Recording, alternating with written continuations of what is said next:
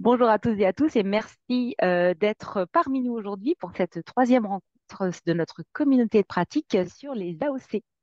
C'est bon, tu peux passer les slides. Hop.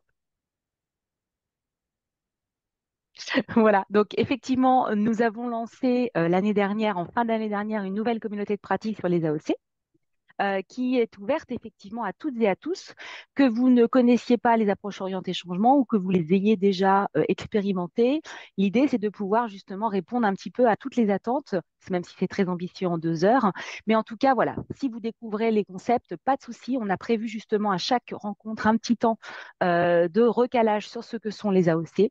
Et si vous les avez déjà mis en œuvre, c'est aussi un espace qui va vous permettre de vous enrichir de témoignages et de pouvoir à nouveau encore challenger ces expériences que vous mettez en place et de pouvoir interroger les témoins et témointes qui sont présents aujourd'hui et les prochaines sessions à venir. Alors, les objectifs effectivement de cette nouvelle communauté de pratique, il s'agit de promouvoir évidemment les approches orientées changement auprès des acteurs et des actrices de la solidarité internationale, de proposer une première porte d'entrée sur les AOC, justement aux organisations, acteurs et actrices aussi donc intéressés par cette démarche, et de croiser aussi les approches orientées changement avec d'autres méthodes de planification ou de mesure des effets de l'action. Alors, la troisième édition aujourd'hui va venir interroger l'articulation entre les approches orientées changement et les enjeux territoriaux. Quelle prise en compte des spécificités des territoires dans la mise en œuvre des approches orientées changement ou comment les approches orientées changement peuvent être au service de l'animation locale. Alors, vous pouvez évidemment d'ores et déjà réserver les prochaines dates de nos prochaines rencontres. Donc, à savoir, nous avons eu, comme je le précisais, en novembre dernier, une rencontre sur la temporalité des AOC, comment cela s'articule avec la temporalité des projets. Vous pouvez retrouver le replay sur notre chaîne YouTube, puisqu'effectivement, toutes les sessions sont enregistrées et elles sont également chapitrées par les soins de Paul. Donc, ça permet d'avoir une recherche aussi très intuitive si vous ne souhaitez pas tout regarder. La deuxième session qui nous a réunis en janvier faisait suite à cette première session de novembre, à savoir que nous avons enchaîné sur la redevabilité et les approches orientées changement. Est-ce que c'est possible? Est-ce que c'est un mariage possible ou impossible? Donc, à nouveau, vous pouvez retrouver le replay sur notre chaîne YouTube. Aujourd'hui, nous sommes réunis donc sur la question AOC enjeux territoriaux. Et nous nous retrouverons le 26 septembre prochain sur la question des approches orientées changement et les approches genre, comment les deux peuvent se combiner. La cinquième session sera en janvier 2025 pour la question de convaincre et transmettre les AOC. C'est une chose de les expérimenter, c'en est une autre de pouvoir justement les intégrer de manière continue et surtout de convaincre les acteurs, actrices à s'impliquer dans cette démarche-là. Comment transmettre aussi aux partenaires ces approches orientées changement, ce qui n'est pas une mince affaire. Et la dernière session de ce cycle sera en 22 mai 2025 et traitera la question des approches orientées changement en relation, en lien avec les autres démarches d'analyse de l'action. Quelle complémentarité est-ce que l'on peut s'appuyer enfin, sur ces différentes approches? Comment elles peuvent se nourrir? Est-ce qu'il y a une différence vraiment importante aussi à bien souligner entre ces approches? Donc, c'est un petit peu ces points-là que nous allons aborder dans cette dernière session. Voilà. Alors, chacune des rencontres, pour repréciser, a lieu de 10h30 à 12h30 le matin. Et donc, c'est accessible en ligne à chaque fois. Nous avons donc le replay qui est toujours accessible pour celles et ceux qui n'ont pas pu être présents, présentes. Et donc, pour cette troisième édition, consacrée du coup à l'articulation entre les approches orientées changement et les enjeux territoriaux, donc cette question de la prise en compte des spécificités des territoires dans la mise en œuvre des AOC, comment les AOC peuvent être au service de l'animation locale, ben, nous partagerons l'expérience en la matière de Marion Brosseau, l'Agence normande de la biodiversité et de développement durable, et d'Amadiba, qui est accompagné donc de son collègue dont je n'ai pas le nom ici, évidemment, puisque je ne l'ai pas noté dans mon déroulé, ce n'est pas bien. Mokhtar Mohamedan Louli. Merci beaucoup, Paul, parce que je n'ai pas la vision de tous les noms. Donc, voilà. Qui donc interviendra au nom de Caritas Mauritanie. Nous aurons le plaisir d'accueillir ces deux témoignages et peut-être pour la petite présentation, contrairement aux précédentes rencontres, pour des raisons aussi de disponibilité d'Amadi et de son collègue qui sont en séminaire aujourd'hui, nous allons procéder à deux témoignages qui se suivront. les uns après les autres. On va commencer par Amadi et ensuite, enfin par Caritas Mauritanie. Ensuite, nous aurons le témoignage de Marion de l'Agence normande de la biodiversité et du développement durable. Voilà. Sur ce, je vais du coup. Alors, j'ai pas reprécisé. Donc pour Caritas Mauritanie, en plus ils sont là, donc c'est vrai que c'est les slides, on n'est pas trop coordonnés. C'est pas grave, tout va bien. Donc je reprends. Mamadi Baké, coordinateur de programme pour Caritas Mauritanie. Mokhtar Mohameden, qui est coordinateur du projet Engagement citoyen et développement urbain. Donc, ils vont vous présenter en tout cas les approches orientées changement en relation avec leur projet justement d'aménagement du territoire sur la ville de Nouakchott. Et Marion Brosseau, chargée de mission expérimentation territoire et développement durable, qui va justement aussi intervenir pour présenter l'expérimentation des AOC sur 3 territoires dans la mise en place donc d'un programme alimentaire territorial. C'est ça, PAT, tout à fait. Voilà. Alors, vous le savez probablement, hein, le pari de cette communauté de pratique approche orientée changement, c'est d'être ouverte à tous et toutes, donc tant des personnes qui sont expérimentées, qui ont déjà eu l'occasion de tester, de mettre en œuvre les approches orientées changement, que d'autres qui les découvrent. Le but, c'est de leur donner envie, et puis c'est de partir du principe aussi que sur ce genre d'approche, de toute façon, l'échange est intéressant, quelle que soit, on va dire, l'expérience et l'expertise des personnes relatives à cette méthodologie ou à cet ensemble de méthodologies. Du coup, à chaque questionnaire d'inscription, on vous pose la question de savoir quel est votre niveau, en tout cas où vous vous situez par rapport à ces approches orientées changement. Et comme les autres fois, nous avons un public assez varié, hein, avec sur environ 80 inscrits, on avait environ une quinzaine de personnes qui ne connaissaient pas du tout les approches orientées changement, une vingtaine qui connaissaient bien les approches orientées changement, et l'écrasante majorité du reste, du coup, qui disaient qu'elles avaient des idées, mais qu'elles se sentaient pas forcément très très à l'aise non plus. Donc de fait, c'est pour ça qu'on commence, comme les 2 autres fois, par un petit rappel de ce que sont les AOC. Le tout, c'est de le faire rapidement, en 10 minutes, et on va passer assez rapidement. Donc on va aussi vous donner des ressources pour aller plus loin si vous voulez parfaire votre initiation, si vous découvrez à peine les approches anti-changement. Et puis, quelle meilleure façon d'entrer en AOC que de découvrir aussi à quoi ça sert très concrètement, et donc du coup au travers des témoignages qui prendront lieu après cette petite présentation. Donc, qu'est-ce que sont les AOC? On vous propose une définition en quelques mots-clés. Les approches orientées changement, c'est un ensemble d'outils, de méthodes pour planifier, suivre et évaluer des actions dont le but est d'accompagner des processus de changement. Au-delà d'une méthode ou de la méthodologie, elles invitent les acteurs et actrices impliqués à s'interroger sur leur vision d'un futur commun et sur leurs positions respectives. Je passe assez rapidement sur cette définition, je vais reprendre chacun des termes et vous donner quelques éléments pour venir un petit peu parfaire l'idée que vous pouvez vous faire de ces approches orientées changement, c'est ceux qui sont novices en quelque sorte en la matière. Donc, un ensemble d'outils et méthodes. Les approches orientées changement ressemblent plus à une compilation qu'à une méthodologie donnée, c'est-à-dire qu'elle rassemble, elle brasse un ensemble de méthodes.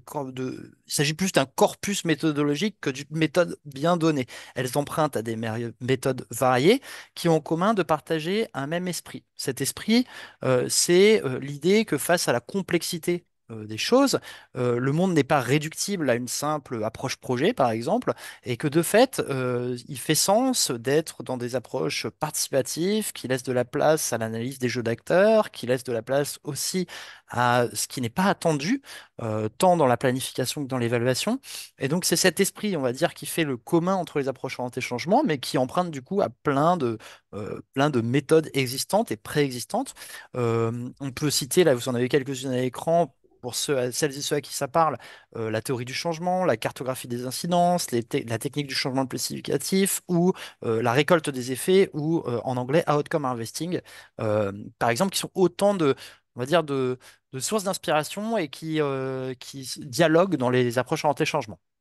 Elles servent à la fois à planifier, à suivre et à évaluer. Alors, euh, pourquoi je mentionne ça? C'est parce que les approches anti-changement peuvent tant avoir une portée, on va dire, de planification, c'est-à-dire on se met ensemble avec des acteurs pour essayer de voir où est-ce qu'on veut aller, qu'est-ce qu'on veut faire, mais elles permettent également de mettre en place, à rimer à cette dimension, on va dire, de planification, des éléments liés au suivi des actions mises en œuvre, au suivi des changements qu'on escompte euh, dans le cadre de ces approches anti-changement et du coup à l'évaluation de ce qui est mis en œuvre.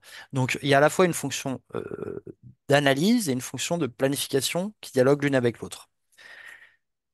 Accompagner des processus de changement, l'idée c'est que les approches orientées changement, c'est un peu leur histoire d'ailleurs, ont été développées à la base plutôt pour faire face à des projets qu'on pourrait dire plutôt immatériels, c'est-à-dire axés sur des comportements qu'on a du mal, des changements de comportement, des changements dont on a du mal à appréhender la matérialité.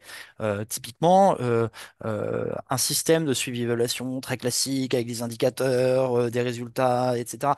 euh, est très adapté à tout ce qui est de l'ordre de la création je sais pas, d'une infrastructure, d'un réseau d'assainissement, et j'en passe, là où il y a tout un tas d'actions, d'activités qui sont difficilement réductibles à quelque chose de très quantifiable, mesurable, etc. Et donc, du coup, ces approches orientées changement, elles sont parties de cette idée qu'on pouvait sans doute essayer d'appréhender cette complexité, d'appréhender ces changements de comportement autrement. Alors, l'idée, c'est bien évidemment pas d'opposer les approches anti-changement à une approche plus classique, type cadrologique, type gestion axée sur les résultats pour ceux à qui ça parle, encore une fois, mais de les compléter, d'avoir un autre ensemble d'outils et de méthodes qui nous permettent euh, d'aller vers une appréhension de la complexité des choses ou des actions plus complexes, on va dire, et pas réductibles comme dans les projets d'infrastructure, pour prendre cet exemple. Euh, Il y a cette dimension très forte dans les approches anti-changement de l'interrogation sur la vision d'un futur commun et les positions respectives des acteurs et actrices. Vous allez voir, enfin, vous le verrez d'ailleurs au travers des témoignages, un des éléments clés, on va dire, de ces approches anti-changement, c'est la définition d'une vision. Une vision d'un futur désirable, une vision partagée par les acteurs et actrices, avec donc l'idée à la fois de retrouver du sens, de guider l'action. euh, mais aussi l'idée, on parle beaucoup d'acteurs et actrices depuis que je vous présente ces approches orientées changement, de mettre les réflexions de ceux-ci et leur perception au cœur de la réflexion. Euh, l'idée, c'est aussi de cette méthode, ce corpus méthodologique, c'est également d'être très centré sur l'analyse des jeux d'acteurs, à la fois laisser de la place à la parole pour les acteurs et actrices, mais également qu'eux-mêmes réfléchissent à leur positionnement respectif, à ce qu'ils peuvent faire, ce qu'ils peuvent pas faire, etc. Je passe rapidement parce que on va laisser plus de place au témoignage, mais rappelez-vous du coup qu'il y a, on va dire, cinq grandes étapes aux approches orientées changement. Ces étapes n'étant pas forcément, ne se déployant pas forcément linéairement, comme on a pu le présenter à une époque, avec d'abord l'analyse du contexte et des acteurs, puis la définition d'une vision collective, etc. L'idée, c'est qu'on a plusieurs donc étapes qui peuvent un petit peu s'imbriquer selon le moment où on se lance en AOC. On peut se servir des AOC pour de l'analyse du contexte et des acteurs-actrices. On peut se servir des AOC pour définir une vision collective, en déduire des chemins de changement qui vont nous permettre de définir des actions et stratégies. Là, on retrouve plutôt une fonction de planification telle que je pouvais la mentionner tout à l'heure. On peut aussi se servir de la dimension suivi-évaluation orientée changement donc pour organiser le suivi-évaluation. Et donc là, on serait plus proche d'une fonction d'analyse à laquelle je faisais référence tout à l'heure. Donc ça, c'est les cinq grandes étapes sur lesquels les intervenantes vont peut-être euh, revenir. Donc, je voulais vous les citer, mais vous n'avez pas besoin de maîtriser tout ça pour suivre ce qui va être dit aujourd'hui. Il s'agit simplement de vous introduire à la thématique.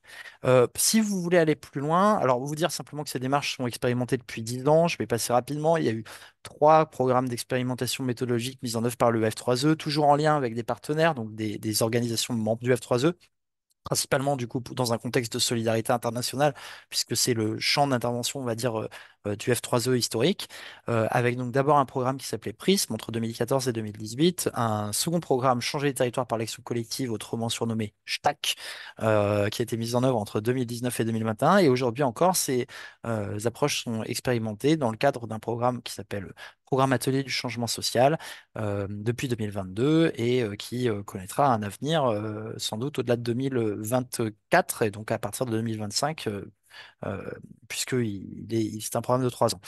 Euh, Vous dire du coup qu'il y a un ensemble de connaissances, etc., qui a été produit dans ce cadre-là.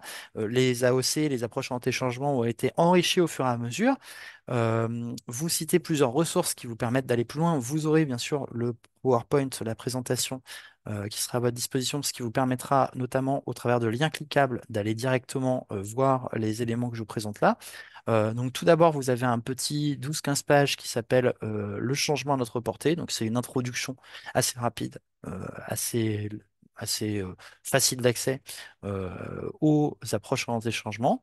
Vous avez également une boîte à outils qui vous permet d'aller chercher des ressources. Il y a également des vidéos qui sont disponibles sur celle-ci. Et puis vous avez un ouvrage sur lequel j'ai peut-être insisté un tout petit peu parce qu'on va en reparler aujourd'hui, qui est issu donc du deuxième programme d'expérimentation méthodologique que je vous ai présenté justement, qui s'appelait Changer l'action par les territoires collectifs, changer les territoires, pardon, par l'action collective. Logique qu'on en parle particulièrement aujourd'hui puisque cette rencontre est consacrée au territoire. Et donc, changer les territoires par l'action collective, c'est à la fois des vidéos de témoignages, des fiches outils, des fiches de capitalisation et une publication plus large que vous pourrez retrouver donc, en cliquant sur ce lien sur notre site et qui a d'ailleurs lien avec certaines des expériences qui seront présentées aujourd'hui, notamment en Mauritanie. Voilà pour une présentation rapide de ce que sont les approches orientées changement. J'espère vous avoir éclairé plus qu'embrouillé. Vous m'en voudrez pas parce que tout ça est très rapide pour quelque chose qui n'est pas complexe mais qui mérite quand même qu'on s'y attarde. Et vous allez pouvoir, au travers des témoignages qui s'annoncent, euh, un petit peu mieux prendre la mesure de ce que sont les approches orientées changement. Alors, Claire va nous présenter une grille d'écoute active qu'on vous propose pour venir un peu guider votre réflexion et votre écoute lors de cette communauté de pratique. Oui, voilà. Merci Paul. Tout à fait. À l'issue de chaque témoignage, donc il y aura effectivement un temps d'échange où là, vos questions, même les plus basiques, sont évidemment les bienvenues. Et l'idée, c'est un petit peu, en écoutant ces témoignages, de vous dire, voilà, qu'est-ce que je retiens de ce qui est dit, qu'est-ce qui au contraire me questionne et qu'est-ce qui m'inspire. Voilà, donc, dans ce que vous auriez peut-être dans l'idée de mettre en place des choses. Et ça peut vous donner envie de tester peut-être des outils, des postures.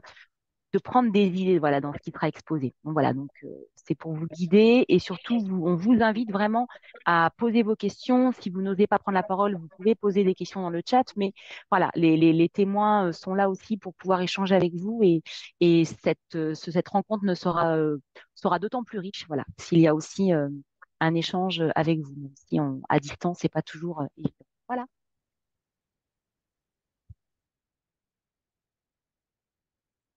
Alors avant de passer aux questions, prenons peut-être un instant donc, pour revenir sur les intervenants d'aujourd'hui, même si Claire, tu les as déjà en partie présentés. Donc on aura Marion Brosseau pour l'Agence normande de la biodiversité et du développement durable, qui interviendra en deuxième partie. Donc l'Agence pardon, normande de la biodiversité et du développement durable, elle accompagne les acteurs et actrices normands et normandes qui souhaitent s'engager dans la préservation et la reconquête de la biodiversité, la transition économique, écologique, sociale et climatique. Elle a trois grandes missions. On y reviendra. Connaître pour agir, donc une fonction de veille sur les enjeux du développement durable en Normandie, mais aussi sur d'autres thématiques plus spécifiques comme l'économie circulaire, la santé, le développement durable, la mobilité, l'habitat ou encore le changement climatique.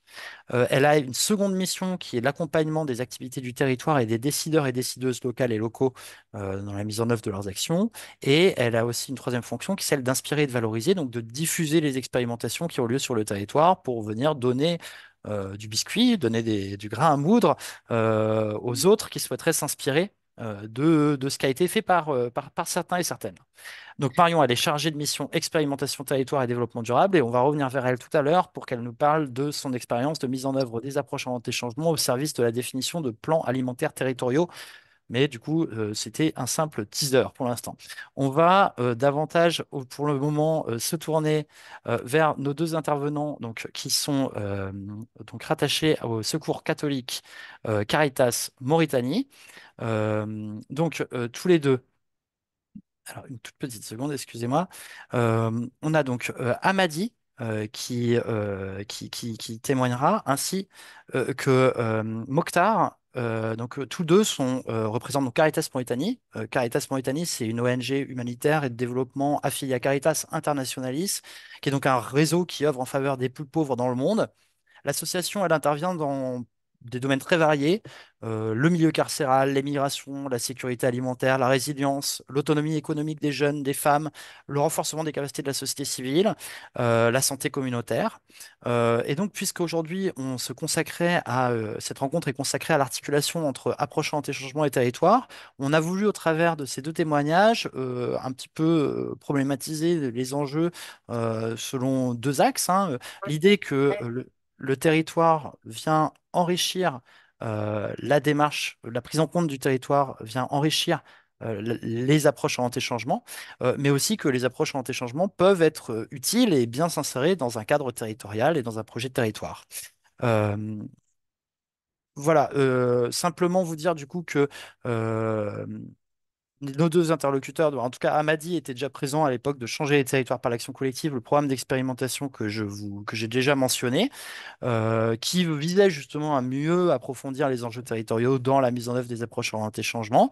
Et donc, je vais tout de suite me tourner vers Claire pour qu'elle se lance et qu'elle commence, non pas l'interrogatoire, mais l'interview, qu'elle lance la première question à Amady.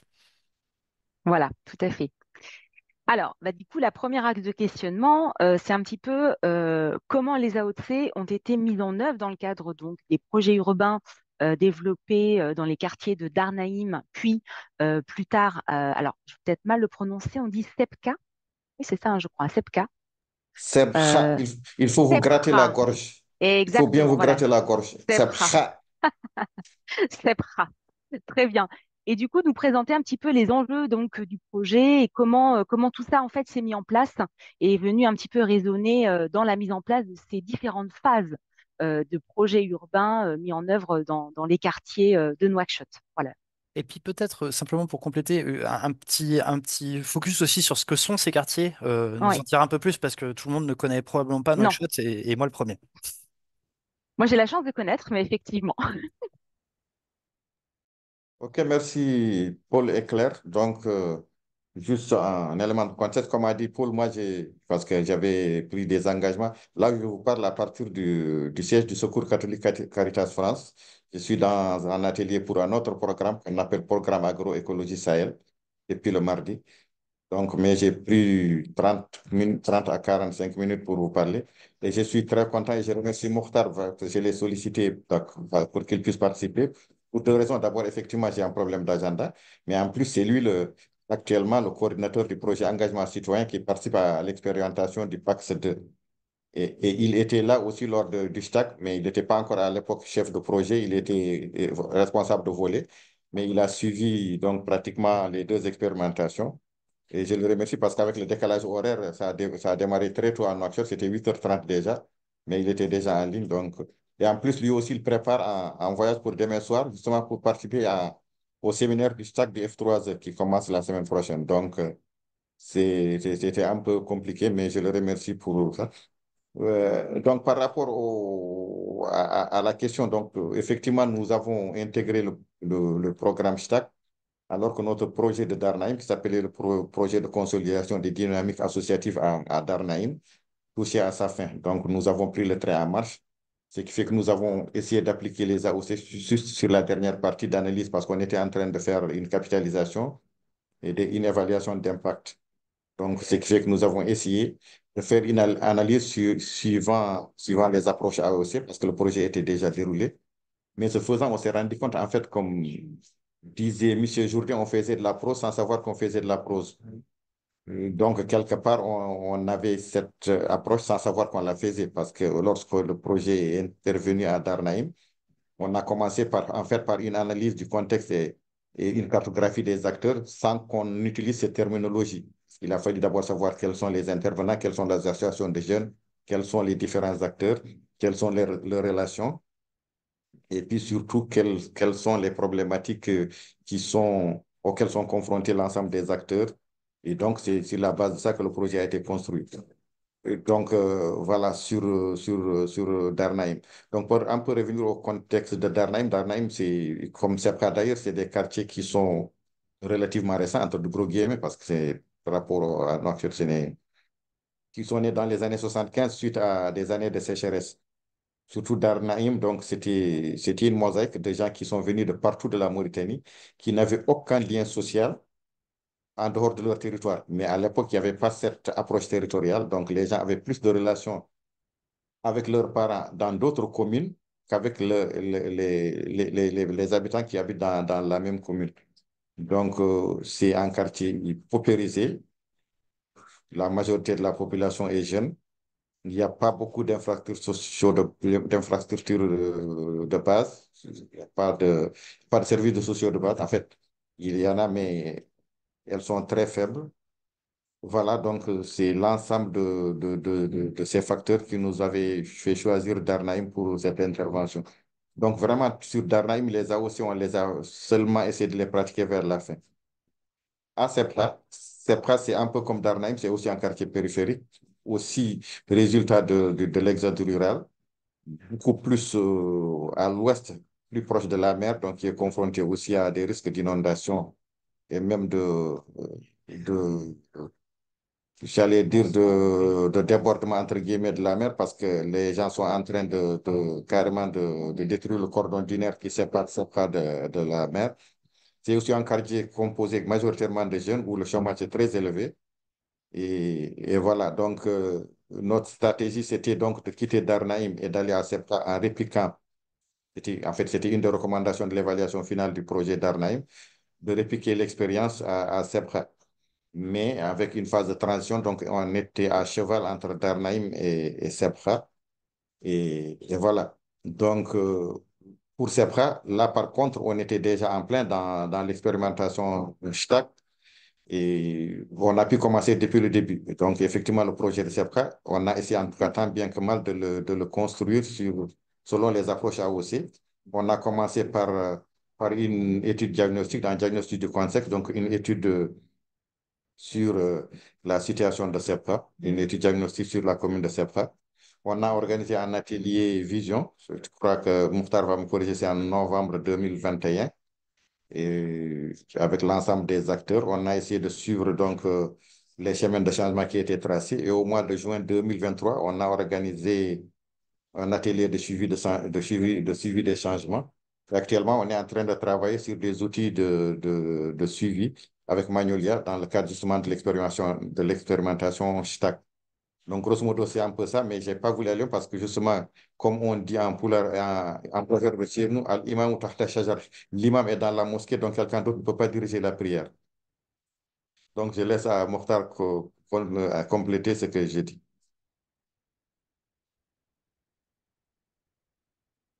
Mokhtar, si tu nous écoutes.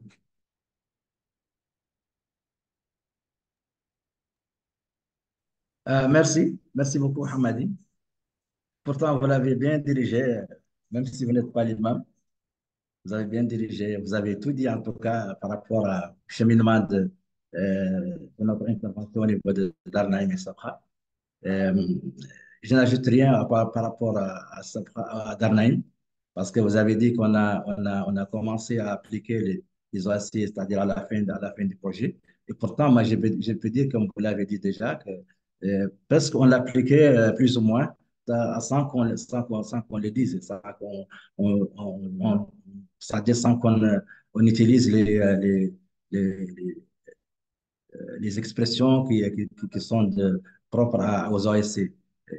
Mais en tout cas, ça a été affiné au niveau de Safra, comme vous l'avez dit.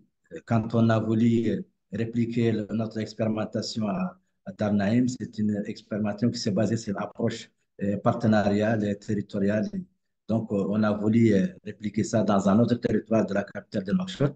Et le choix a été porté sur Safra, eu égard aux multiples similitudes qu'il y a entre les deux territoires. Vous l'avez déjà dit.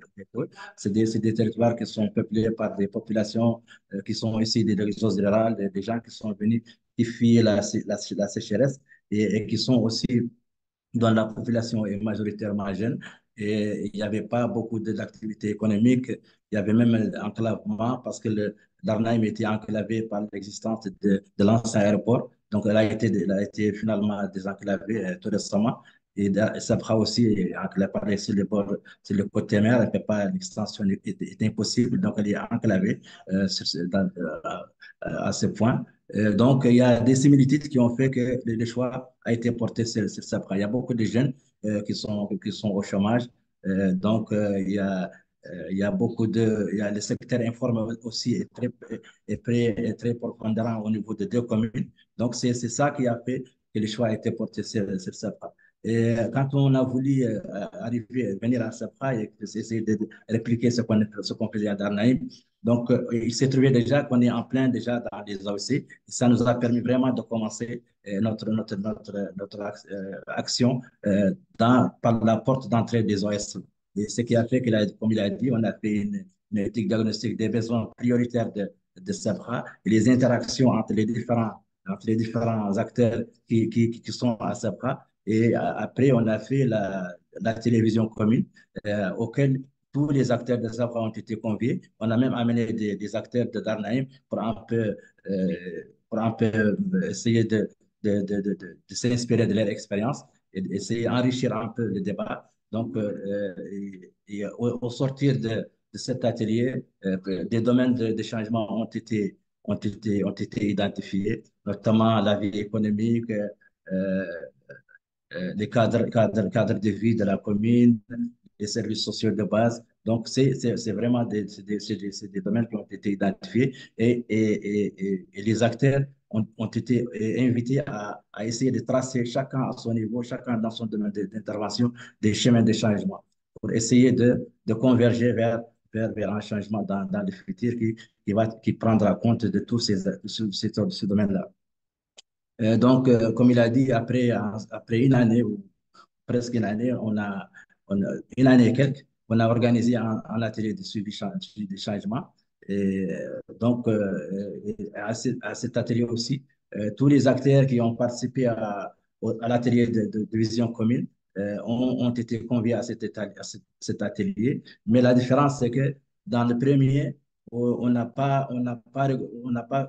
c'est-à-dire partager les acteurs selon leur domaine d'intervention. C'est cette leçon qui a été apprise après l'atelier de vision commune. On a appliqué ça dans le domaine, dans l'atelier de suivi des changements. Donc, il y a eu 5 groupes, groupe d'AOC, groupe de femmes, groupe de jeunes, groupement de quartier et groupe des autorités. Donc, il y avait 5 groupes qui ont été répartis et chaque groupe a vu, c'est-à-dire des sujets des sujets qui est propre à son domaine d'intervention. Et donc, la question a été vraiment débattue au niveau d'une plénière après les travaux de groupe. Donc, ça nous a permis vraiment ça a permis à tous les acteurs de pouvoir s'exprimer.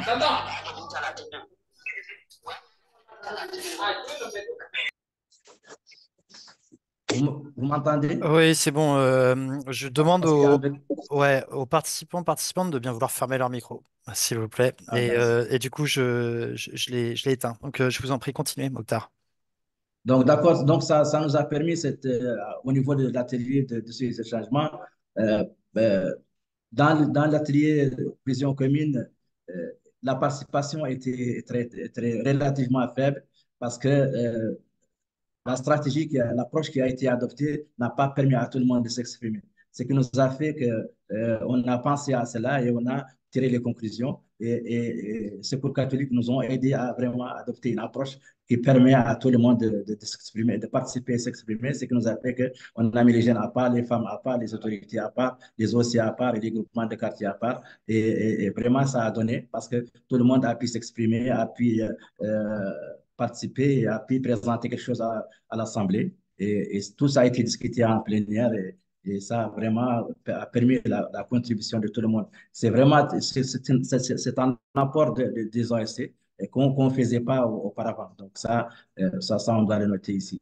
Et je pense que à ce niveau, on est en plein AOC. Et comme il a dit, on est maintenant sur le suivi des changements, c'est-à-dire dans nos actions et tout. On a développé ça déjà avec Magnolia et on est là-dessus.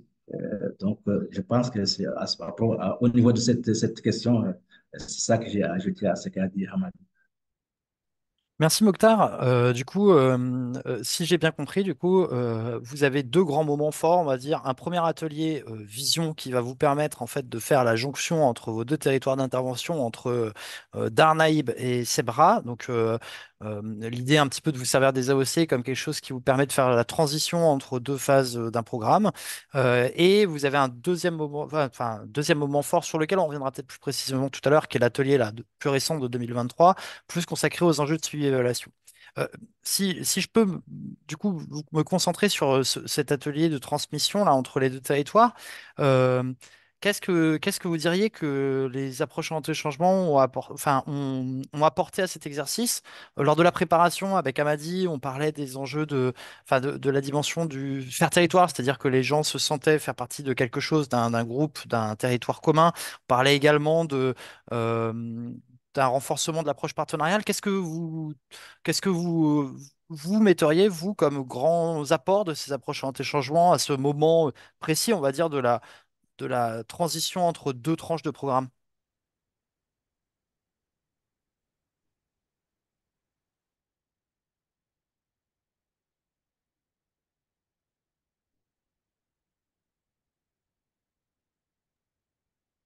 Mokhtar, est-ce que vous m'entendez? C'est c'est- c'est Mokhtar?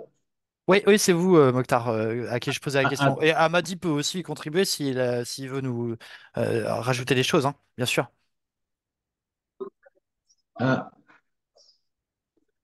En tout cas, cet atelier suivi des changements nous a aidé d'identifier les secteurs dans lesquels des choses ont été réalisées, des secteurs qui demandent encore plus d'efforts, et d'une part. Et d'autre part, ça nous a permis aussi de voir comment impliquer tous les acteurs dans notre action et comment les impliquer, et comment les accompagner, et comment essayer de les aider à réaliser les objectifs qui ont été fixés à leur niveau. Par exemple, les groupements de quartier, ça nous a permis de savoir que vraiment, il faut commencer par le renforcement de leurs capacités, après, de les accompagner, de les aider à avoir vraiment une approche qui est inclusive, qui ouvre la porte à la participation des femmes et des jeunes. Ce qui nous a permis de les accompagner au niveau des quartiers et mettre en place des organes de gestion des groupements de quartier où il y a des femmes et il y a des jeunes, responsables de femmes, responsables de jeunes. Il y a c'est-à-dire répartition des tâches, des responsabilités partagées. On a mis en place même pour l'expérimentation une action qui s'appelle mise en place dans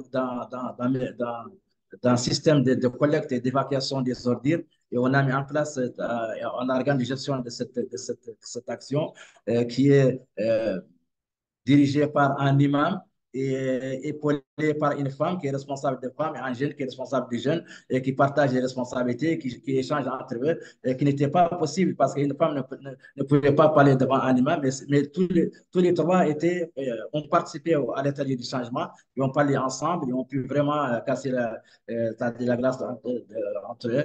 Et vraiment, ça nous a permis vraiment de bien voir euh, les schémas de comment on intervient, comment on procède pour amener les gens à se sentir vraiment responsables et se sentir vraiment en capacité de faire quelque chose. Et donc, vraiment, c'est ce qui nous a apporté cet atelier. Je peux me permettre juste peut-être une remarque, Mokhtar. Dans ce que vous dites, effectivement, notamment, il me semble bien que dans la phase 3 du projet, notamment sur CEPRA, il y a cette notion que finalement, entre guillemets, les bénéficiaires en fait, des premiers projets sont devenus carrément des partenaires. En fait, il y avait vraiment l'idée, ils sont passés de stade d'acteurs, actrices, effectivement, vers qui étaient dirigées les interventions à carrément des partenaires qui sont vraiment intervenus dans notamment la création des associations de quartier. Et du coup, c'était pour venir un petit peu compléter cet élément-là. Et j'avais aussi une autre question, notamment, Amady nous parlait dans la présentation des différents quartiers euh, cette idée effectivement que bah, les personnes présentes dans ces quartiers nouveaux, entre guillemets, n'avaient pas ce sentiment d'appartenance puisqu'ils communiquaient avec leur communauté d'origine, mais pas vraiment de lien. Est-ce que du coup les AOC ont contribué à créer un petit peu cette notion de territoire? Est-ce que vous l'avez observé dès les premières phases du projet et notamment aussi dans la transmission via le nouveau projet à CEPRA? Est-ce que vous pouvez nous en dire un peu plus là-dessus par rapport justement à potentiellement ce qu'aurait pu générer ces approches orientées changement? Oui, par rapport à la posture que vous avez évoquée, notre objectif, c'est vraiment changer la posture des populations, de les amener de la situation de bénéficiaire à une situation d'acteur. Et c'est ce que nous sommes en train de réaliser au niveau des groupements de quartier, même au niveau des associations des jeunes. Et par rapport aux populations qui n'avaient pas de... nous travaillons à ce que tout le monde se sente du quartier et concerné par les quartiers et responsable dans les quartiers. Donc, tout le monde est au même pied d'égalité, que ce soit des jeunes, des femmes ou des autorités religieuses. Tout le monde est là et tout le monde est conscient que les quartiers leur appartiennent tous et ils sont au même pied d'égalité de responsabilité et ils doivent tous œuvrer à développer ces quartiers. Même, on est allé plus loin parce qu'on a intégré, il y a un quartier où les migrants sont intégrés déjà dans la structure. Donc, il y a des migrants qui n'étaient pas associés à ce qui se faisait et qui ne se sentaient pas concernés par ce qui se passe. Maintenant, ils sont impliqués dans les moments de prise c'est-à-dire de mettre en place des campagnes de sensibilisation ou contre, par exemple, les stupéfiants ou des campagnes d'assainissement des quartiers. Donc, ils sont là, ils participent et on tire maintenant vers leur intégration dans les organes de gestion. Donc, tout le monde maintenant se sentent concernés par le territoire où il existe, c'est-à-dire cohabite avec les autres. Donc, maintenant, je crois qu'on arrive vraiment à créer une communauté de quartier qui se sente vraiment solidaire pour le développement de son quartier. Je voulais un peu ajouter par rapport à ça, des Mokhtar, par rapport à l'apport des OSC, c'est à deux niveaux. D'abord, effectivement, au niveau du territoire, à Sepra, effectivement, dès le démarrage, on a senti qu'il y a carrément une différence d'approche par rapport à Darnaïm, que les gens, comme il a dit, y compris les migrants qui habitent dans les quartiers, qui ne sont même pas mauritaniens, mais qui commencent à s'investir au nom du quartier. Mais là où il y a eu vraiment un changement apporté par les OSC, c'est par rapport même au projet. Parce qu'un projet de Darnaï, comme je dis, il y a naturellement dans tous les projets, il y a une identification. Effectivement, on demande aux besoins on demande les besoins des populations.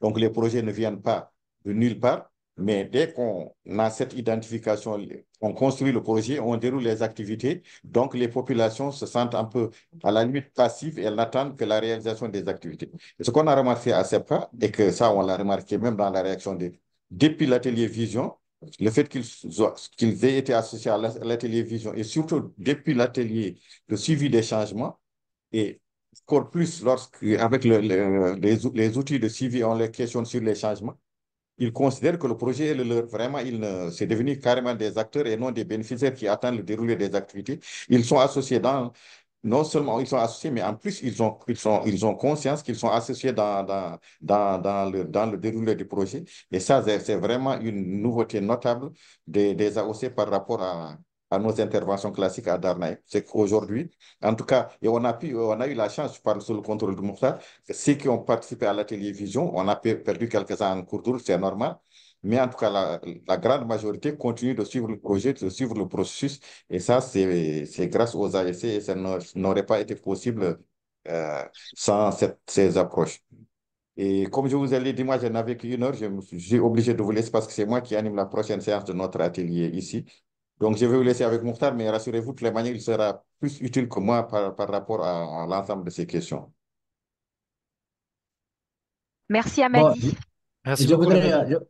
je voudrais un peu ajouter par rapport à nos partenaires, au-delà des OSC, des OSC, je pense que la même chose, on peut dire la même chose par rapport aux autorités. La mairie a une fois dit devant une assistance où on était en réunion que c'est la première fois qu'un acteur, c'est-à-dire un intervenant dans la commune, associe la mairie à tous les niveaux de la préparation d'une activité, dans tous les processus, du début jusqu'à la fin. Donc, comme il a dit, nous, nos partenaires sont vraiment impliqués, ils se sentent même eux acteurs de leur action et de leur développement. Donc, nous sommes vraiment de très bonne phase avec les partenaires, y compris les autorités qui sont dans la commune.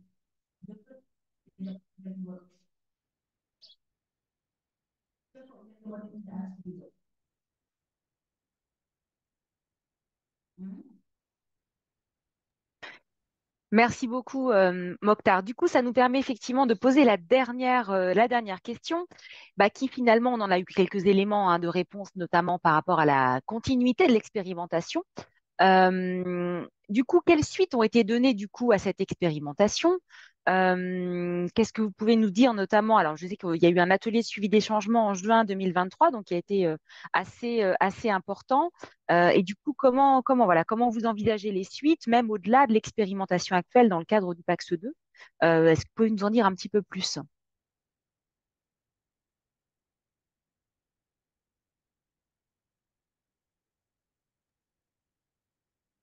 La suite, c'est que après l'atelier de suivi des changements, nous avons remarqué, vous avez remarqué les niveaux de notre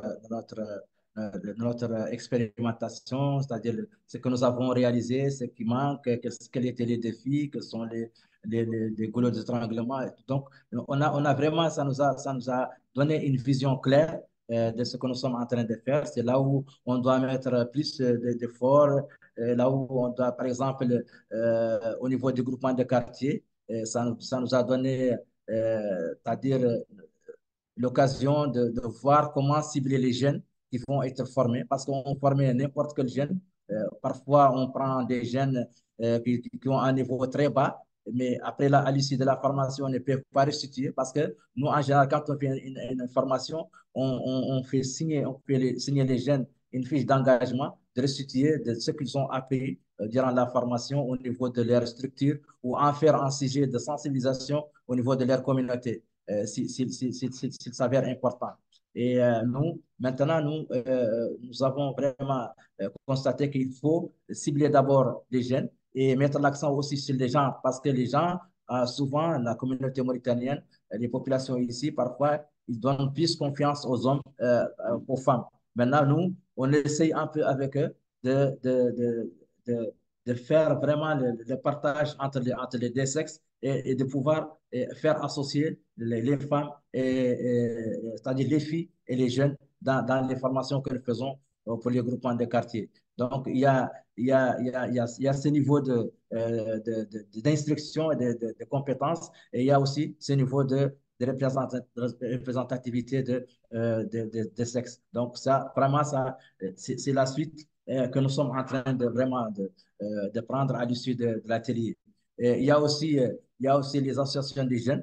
Les associations des jeunes. On a vraiment remarqué que vraiment, il faut les accompagner dans leurs actions de citoyens, parce qu'ils organisent souvent des actions citoyennes dans les quartiers. Nous sommes en train de les appuyer et les doter en matériel qui leur permettent vraiment d'élargir leur zone d'intervention et de faire mieux aussi quand ils organisent, par exemple, une campagne d'assainissement. On les dote de matériel d'assainissement, on les dote parfois même des engins pour vraiment évacuer. Donc, ça nous a vraiment donné l'occasion de bien voir ce que nous devons faire avec les populations pour arriver au changement souhaité par nous et par nos partenaires.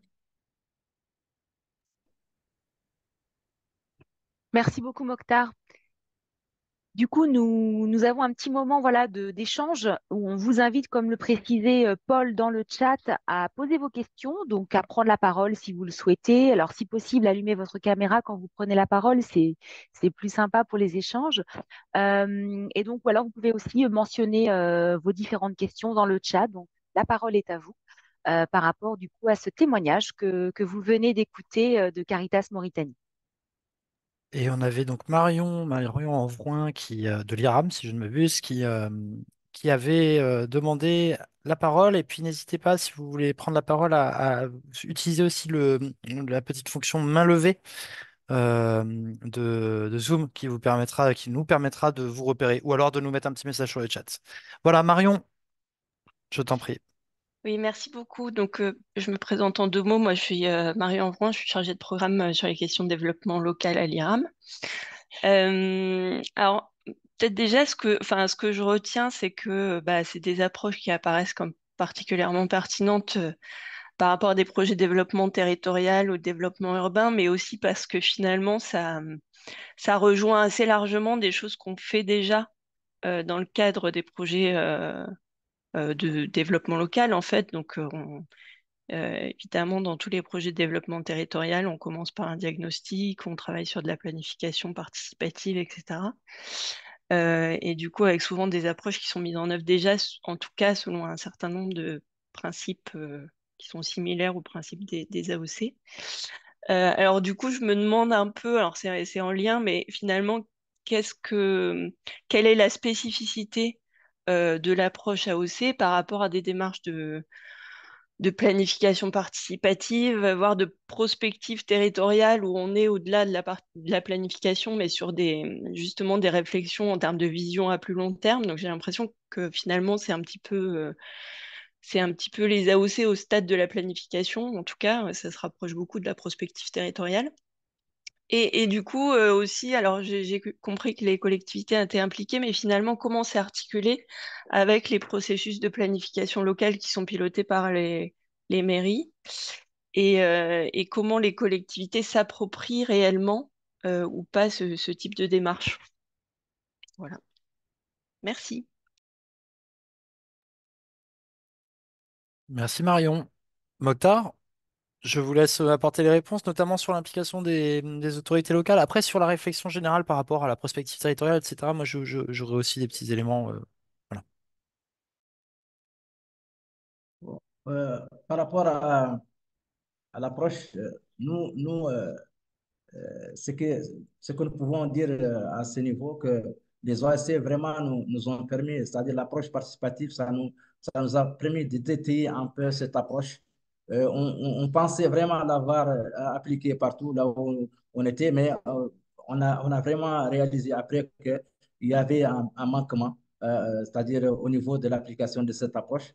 Et ça nous a permis de corriger ces gars. C'est parce que nous, à Sabra, par exemple, quand on commence à préparer ou à organiser une activité, on commence par une action collective. C'est-à-dire tout le monde, toutes les parties prenantes commencent déjà à la préparation de cette activité. Ce qu'on ne faisait pas auparavant, on impliquait les gens c'est-à-dire dans un second temps. Maintenant, c'est tout le monde commence en même temps à la préparation de l'activité. Par exemple, si on va préparer une formation, la formation maintenant, l'identification des participants, on ne le fait pas nous à notre niveau. On le fait en collaboration avec la mairie, avec les groupements de quartier, avec les associations des jeunes. Au niveau de tous ces partenaires qu'on choisit les gens qui vont participer à la formation pour vraiment tenir compte de ce que je disais tout à l'heure concernant les niveaux d'inscription, le genre et tout. Donc, pour assurer que tous ces aspects soient pris en compte, on fait participer tout le monde en même temps pour vraiment réaliser cette activité. Donc, ça, c'est une approche qui a été vraiment appliquée par nous au niveau de nos activités et que ce niveau d'application, on l'a eu avec l'approche orientée changement que nous avons commencé à appliquer au niveau de SAPRA. Euh, Concernant les autorités, comme je disais, les autorités sont impliquées parce qu'elles jouent un rôle prépondérant dans ce que nous faisons. Elles nous assurent d'abord, parfois, il y a des activités qui nécessitent qu'il y ait un niveau de sécurité qu'il faut vraiment mettre en place. Les autorités nous assurent d'avoir cela et d'autres aussi nous permettent aussi de bien cibler les bénéficiaires parce qu'ils connaissent mieux que nous, les bénéficiaires, car c'est toujours dans des zones où on n'est pas encore arrivé, on n'est pas encore présent. Donc, ils nous aident à vraiment choisir les bonnes personnes et c'est-à-dire les bons emplacements de nos activités. Donc, vraiment, ça nous a aidé vraiment de bien placer les activités et de bien choisir les bénéficiaires de cette activité-là. Voilà. Merci Je ne sais Mokhtar. pas si, Euh, je sais pas si j'ai répondu à la question, mais en tout cas, vous pouvez toujours la reposer si vous voulez On a, d'autres. Voilà. merci Mokhtar. Du coup, simplement pour prolonger hein, sur ce que suggérait Marion et du coup sur la proximité avec d'autres méthodes, d'autres approches. On parlait de développement local, on parlait de prospective territoriale. Tout à fait. Je ne dirais pas le contraire. Et puis c'était un petit peu ce que j'essayais de suggérer tout à l'heure avec cette idée que les approches anti-changement empruntent à beaucoup d'autres choses existantes. Elles les mettent en lien et elles permettent peut-être de les visibiliser, mais bien sûr, elles ne prétendent pas être. Enfin, les approches orientées changement ne sont pas une révolution, hein, elles sont simplement une remise en musique de thèmes préexistants. Et de fait, elles s'apparentent à tout un courant de pensée qui peut être celui du développement local, notamment quand on parle d'approche orientée changement appliquée au territoire. Euh, Elles peuvent également se rapprocher de toutes ces méthodes dont je parlais tout à l'heure, notamment sur les enjeux de suivi et évaluation, que sont par exemple la récolte des effets, la cartographie des incidences. Et donc, du coup, elles en représentent une forme de, euh, je sais pas si le terme est le meilleur, mais une forme de vulgarisation. Je pense que l'idée du F3E aussi avec les approches anti-changement, c'est de proposer une plateforme sur laquelle les acteurs et actrices, à la base des solidarités internationales et au-delà, pour celles et ceux qui souhaitent s'en emparer, ce sera le cas de l'autre Marion Brosseau tout à l'heure, qui viendra nous parler de ce qu'elle a mis en place en Normandie. Mais ils viennent s'en inspirer, viennent piocher aussi ce qui leur semble le plus pertinent. Et donc, du coup, on ne renie absolument pas et au contraire, on l'assume, hein, la parenté ou même parfois la filiation directe avec d'autres approches, outils préexistants et parfois existants depuis 20 ans, 30 ans, etc. Voilà, pour revenir sur ce point très brièvement, on avait deux autres personnes. N'hésite pas, Marion, en vrai, du coup, si tu veux nous adresser des demandes de précision, par ailleurs, à les réadresser sur le chat. On avait deux autres personnes qui avaient manifesté la volonté de prendre la parole. Maria, tout d'abord, et puis ensuite, on aura Khalifa. Euh, Maria, la parole est à vous. Vous pouvez ouvrir votre micro et, si possible, mettre votre caméra de façon à ce qu'on vous voit pour si vous voulez adresser une question. Oui, c'est bon, vous me voyez? On vous voit. D'accord, parfait. Donc bonjour à tout le monde. Je vais me présenter rapidement. Donc je suis Maria Chalot d'une fondation catalane espagnole qui s'appelle No Sims. Et bon, on travaille au Sénégal, hein. Et bon, donc d'abord, je voulais remercier les collègues de Caritas, qui, je pense que c'était très intéressant d'entendre leur expérience. Donc nous, comme j'ai dit, on travaille à côté, donc au Sénégal. Et en fait, on est à peu près dans une démarche très similaire. Et j'en profite pour dire aussi, comme la collègue précédente qui disait, voilà, donc on est familiarisé sur ces termes. Je pense que de mon côté, j'avais jamais entendu les AOC, mais on est très familiarisé donc avec théorie de changement, approche participative, approche territoriale, etc. Donc c'est bien de savoir qu'il y a tout une étiquette, voilà, qui met tout ça ensemble, donc ce qui est très bien. Mais donc, ma question concrète, hein, c'est une question par rapport à la démarche que nous, on a faite au niveau du Sénégal. J'ai une question pour savoir, Mokhtar, qu'est-ce que tu en penses de ce qu'on a fait? Alors, et tu verras que c'est vraiment en rapport avec ce que tu expliquais. J'ai beaucoup aimé quand tu disais et, et on s'est rendu compte par rapport à la participation des différents acteurs. Vous avez dit on a dû les séparer par groupe d'acteurs, donc les groupements de femmes, les administrations publiques, etc. Parce que sinon, voilà, il y avait un problème comme quoi pas tout le monde s'exprimait, etc. Donc, justement pour ça, quand nous avons fait l'atelier donc de vision commune, théorie de changement, quels sont les changements long terme qu'on cherche, etc., on s'est posé la même question. Et ce qu'on a fait, et ce qui est un peu différent à vous, mais c'est pour ça que ça m'intéresse de savoir votre opinion. Vous êtes un peu plus avancé que nous, donc je pense que c'est très intéressant. Et ce qu'on a fait d'abord, c'est on a mis ensemble seulement donc les acteurs, donc tout ce qui est institutions publiques, un rapport avec des différents thèmes qu'on travaille, plus des ONG. Pourquoi? Parce que c'était deux acteurs qui à peu près arrivaient à avoir un langage commun. D'accord? On pouvait se comprendre dans des termes un peu plus complexes, etc. Donc, avec eux, on a défini, bon, ils ont défini ce que seraient les changements, je ne l'ai pas dit, mais nous, on travaille avec une vision long terme de 10 ans. Donc, ils ont défini ce que ça serait les changements pour 10 ans. D'accord? Mais on s'est rendu compte, mais on a dit, mais là, OK, c'est très bien, mais on n'a pas les acteurs de base. Par exemple, nous, on travaille dans l'éducation, donc on n'avait pas impliquer les enseignants, ni les élèves, etc. Et donc, on a prévu, on n'a pas encore fait, mais on a prévu un deuxième moment où, à partir de ces drafts, on va dire, de théorie de changement, on veut les contraster avec les acteurs de base. C'est vrai que voilà, donc on le fait à deux moments différents. Peut-être on se pose la question, est-ce que le fait qu'on part déjà avec quelque chose qui a été fait par ces deux types d'acteurs, on va dire institutions publiques et ONG, et qu'après on aille chercher les acteurs de base, est-ce qu'il n'y aura pas une influence à partir de quelque chose qui a été déjà... Je ne sais pas. Donc, je voulais juste partager, j'ai entendu, donc de votre côté, votre démarche était on le fait ensemble dans un même atelier, chacun de son côté. Après, on fait une plénière et on en discute. Nous, on a prévu de le faire comme ça. Je ne sais pas. Je voulais savoir votre opinion de par votre expérience. Qu'est-ce que ce que j'explique, qu'est-ce que ça vous inspire si vous le feriez autrement et pourquoi, etc. Merci beaucoup.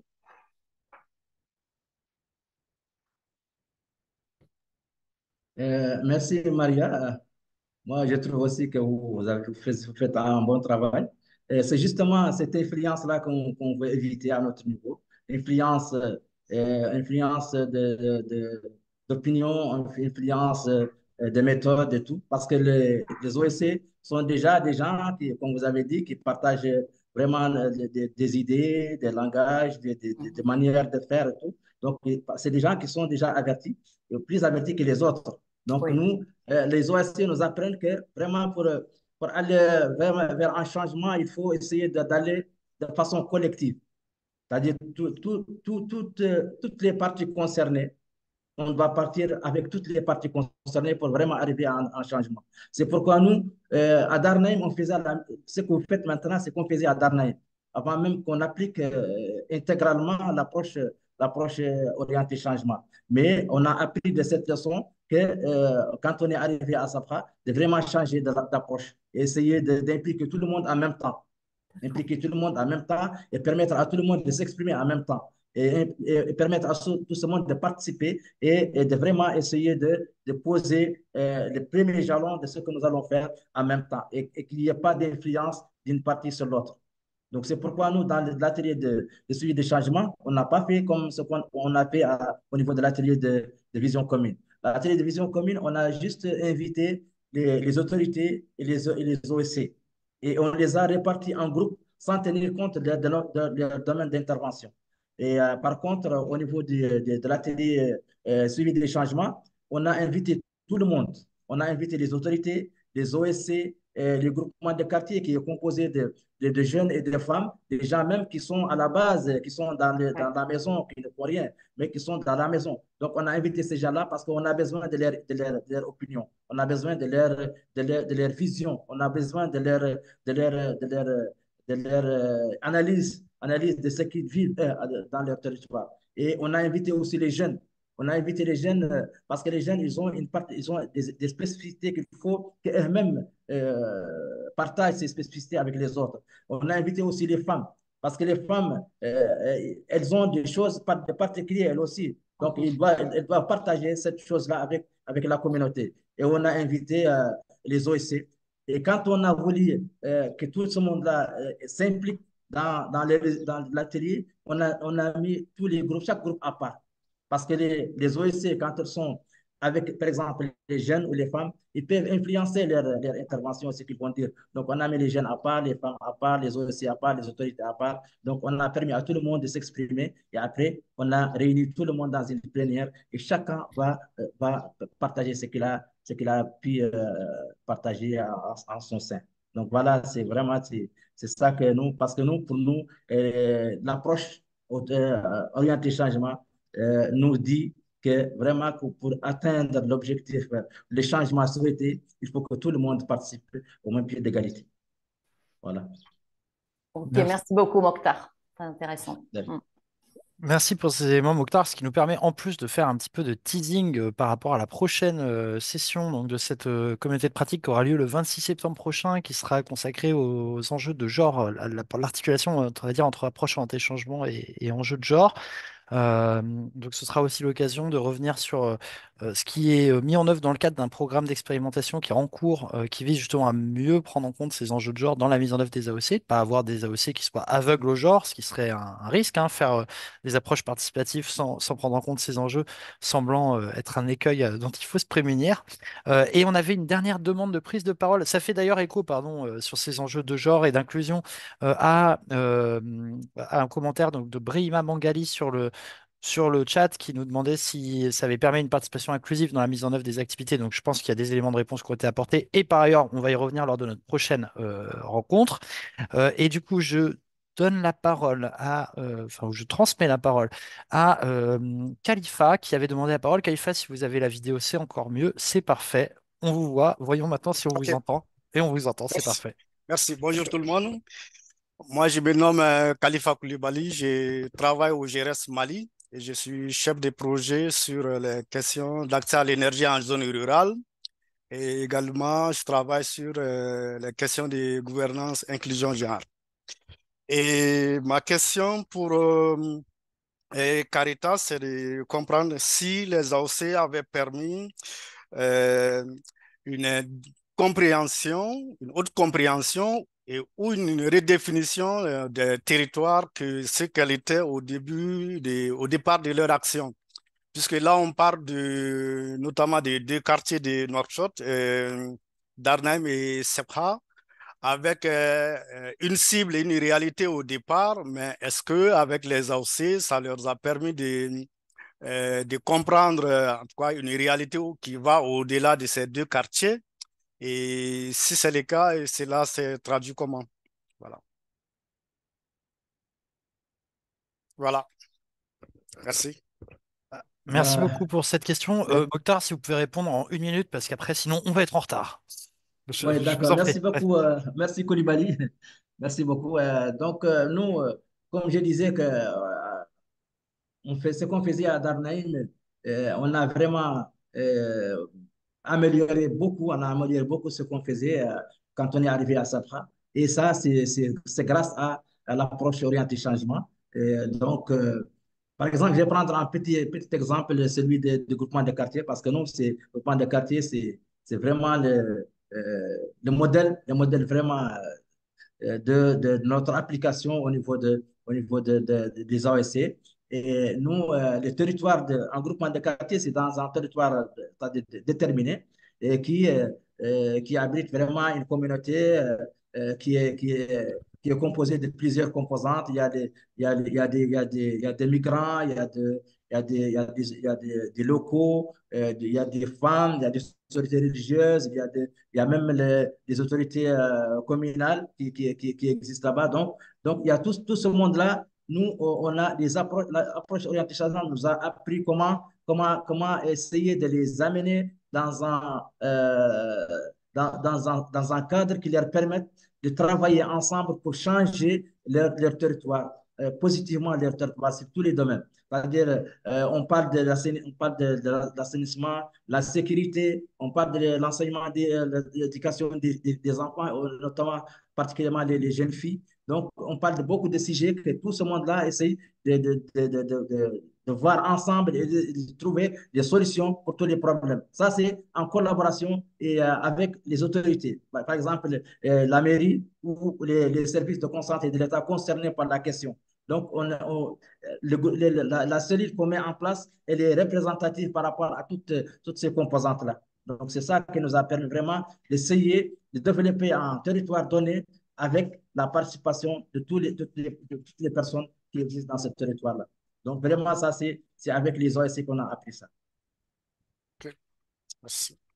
Merci Mokhtar, merci Khalifa. Simplement me faire l'écho avant qu'on passe au second témoignage d'un échange qu'il y a sur le chat, de façon à ce que les personnes qui sont en replay en bénéficient également. C'est François qui s'interrogeait hein, sur l'écart qu'il pouvait y avoir entre le projet tel qu'on peut mettre en œuvre et une vision qui pourrait être trop ambitieuse, etc. Et donc pour résumer cet échange, alors d'une part, Claire précisait que bien sûr dans les approches anti-changement, on l'a vu très brièvement tout à l'heure, mais trop brièvement probablement.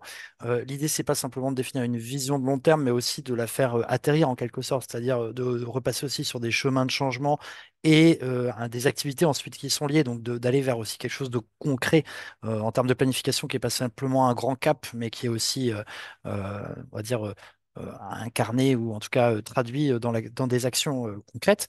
Mais du coup, François soulignait, et je pense à raison, enfin, le risque qu'il y avait aussi dans la définition d'une vision désirable de l'avenir à avoir une vision qui soit pas trop ambitieuse et du coup générer ensuite des frustrations, générer des déceptions, d'avoir des risques de démobilisation. Et donc, nous, quand on fait par exemple la formation sur les approches des changements, on insiste beaucoup sur le fait que cette vision doit être réaliste, qu'elle doit, ça doit pas, on ne doit pas viser la lune, on ne doit pas s'inscrire dans un rêve éveillé, ou en tout cas, si le rêve est éveillé, il faut que ce soit un rêve conscient éveillé. Je vais arrêter là avec, cette métaphore onirique. Mais vous l'avez compris, donc il y a en effet cette tension et je pense que c'est quelque chose d'important à avoir en tête quand on met en place des approches anti-changement que d'avoir ce côté quand même demeurer réaliste. Voilà. On va donc maintenant se tourner vers Marion, Marion Brosseau. Claire, je crois que tu avais des questions pour Marion. Absolument. Alors, merci Marion du coup, de présenter en tout cas ton expérimentation des approches orientées changement. Et du coup, je vais poser un petit peu les mêmes questions que pour notre premier témoignage. C'est d'abord, quelle est ton entrée, alors, en tout cas à l'Agence nationale, à l'Agence normande, pardon, quelle est son entrée justement dans les approches orientées changement? Comment, toi, Marion, tu as eu connaissance des approches orientées changement et pourquoi tu les as expérimentées? À quels besoins, en tout cas, cela répondait? Voilà, commencer un petit peu à concrétiser ce que ça signifie les AOC et pourquoi les AOC, justement, sur les territoires concernés de ton expérimentation.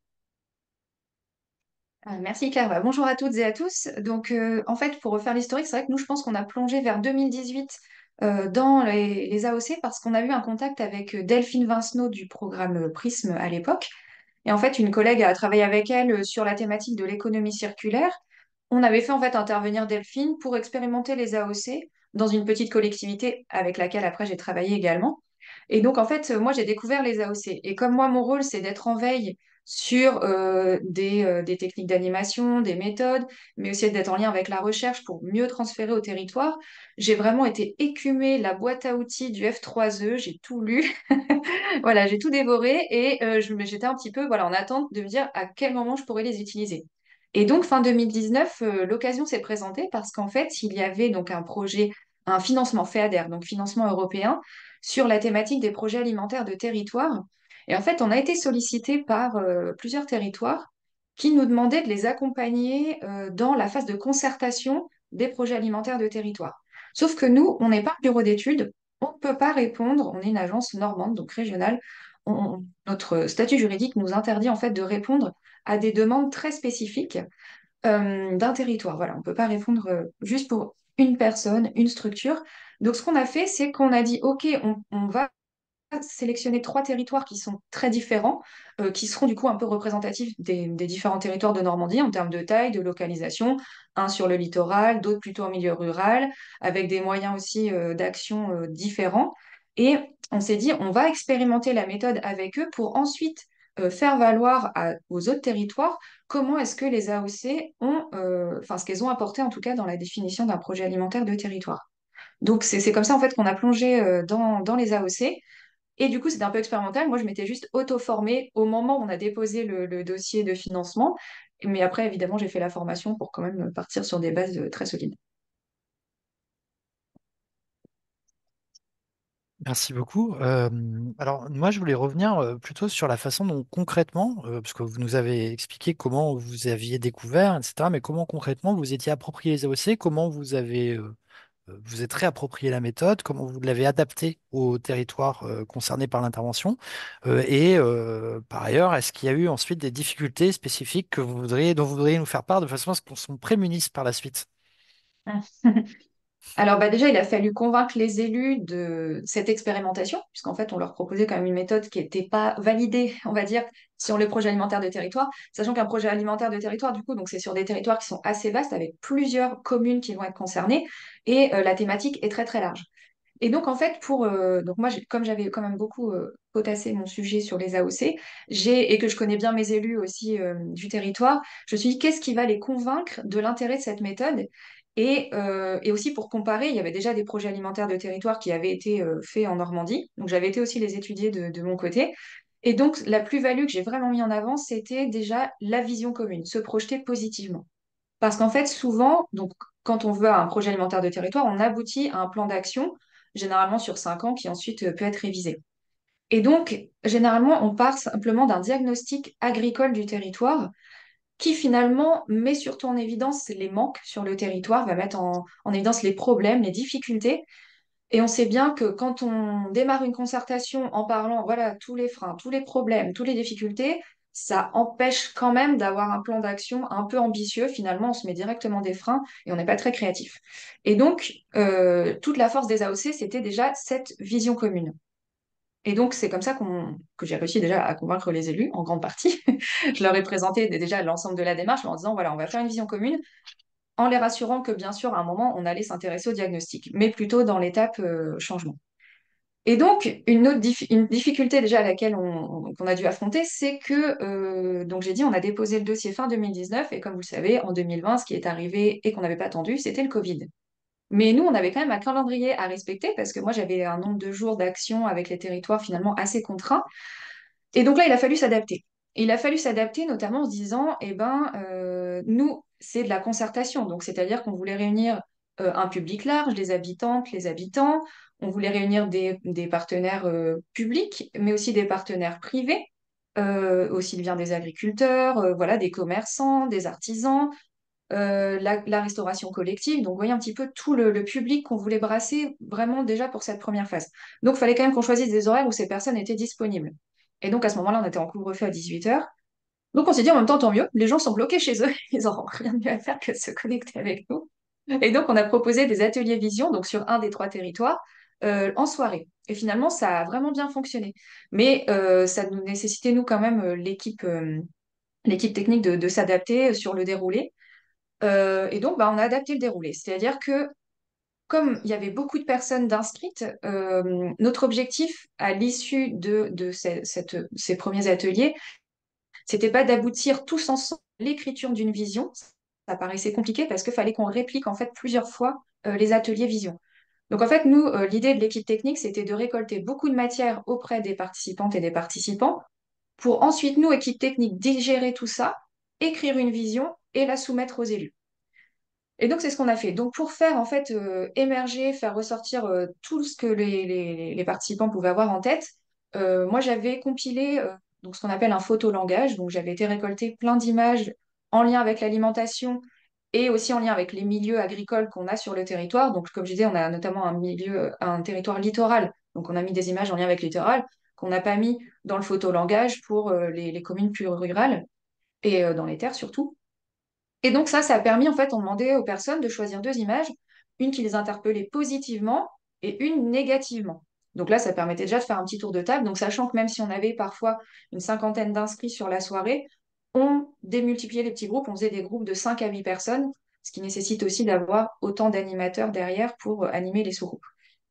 Et ensuite, les personnes, on les a raisonnées en les projetant en 2040 par rapport à ces images, en leur disant, voilà, en 2040, sur mon territoire, ce serait génial si.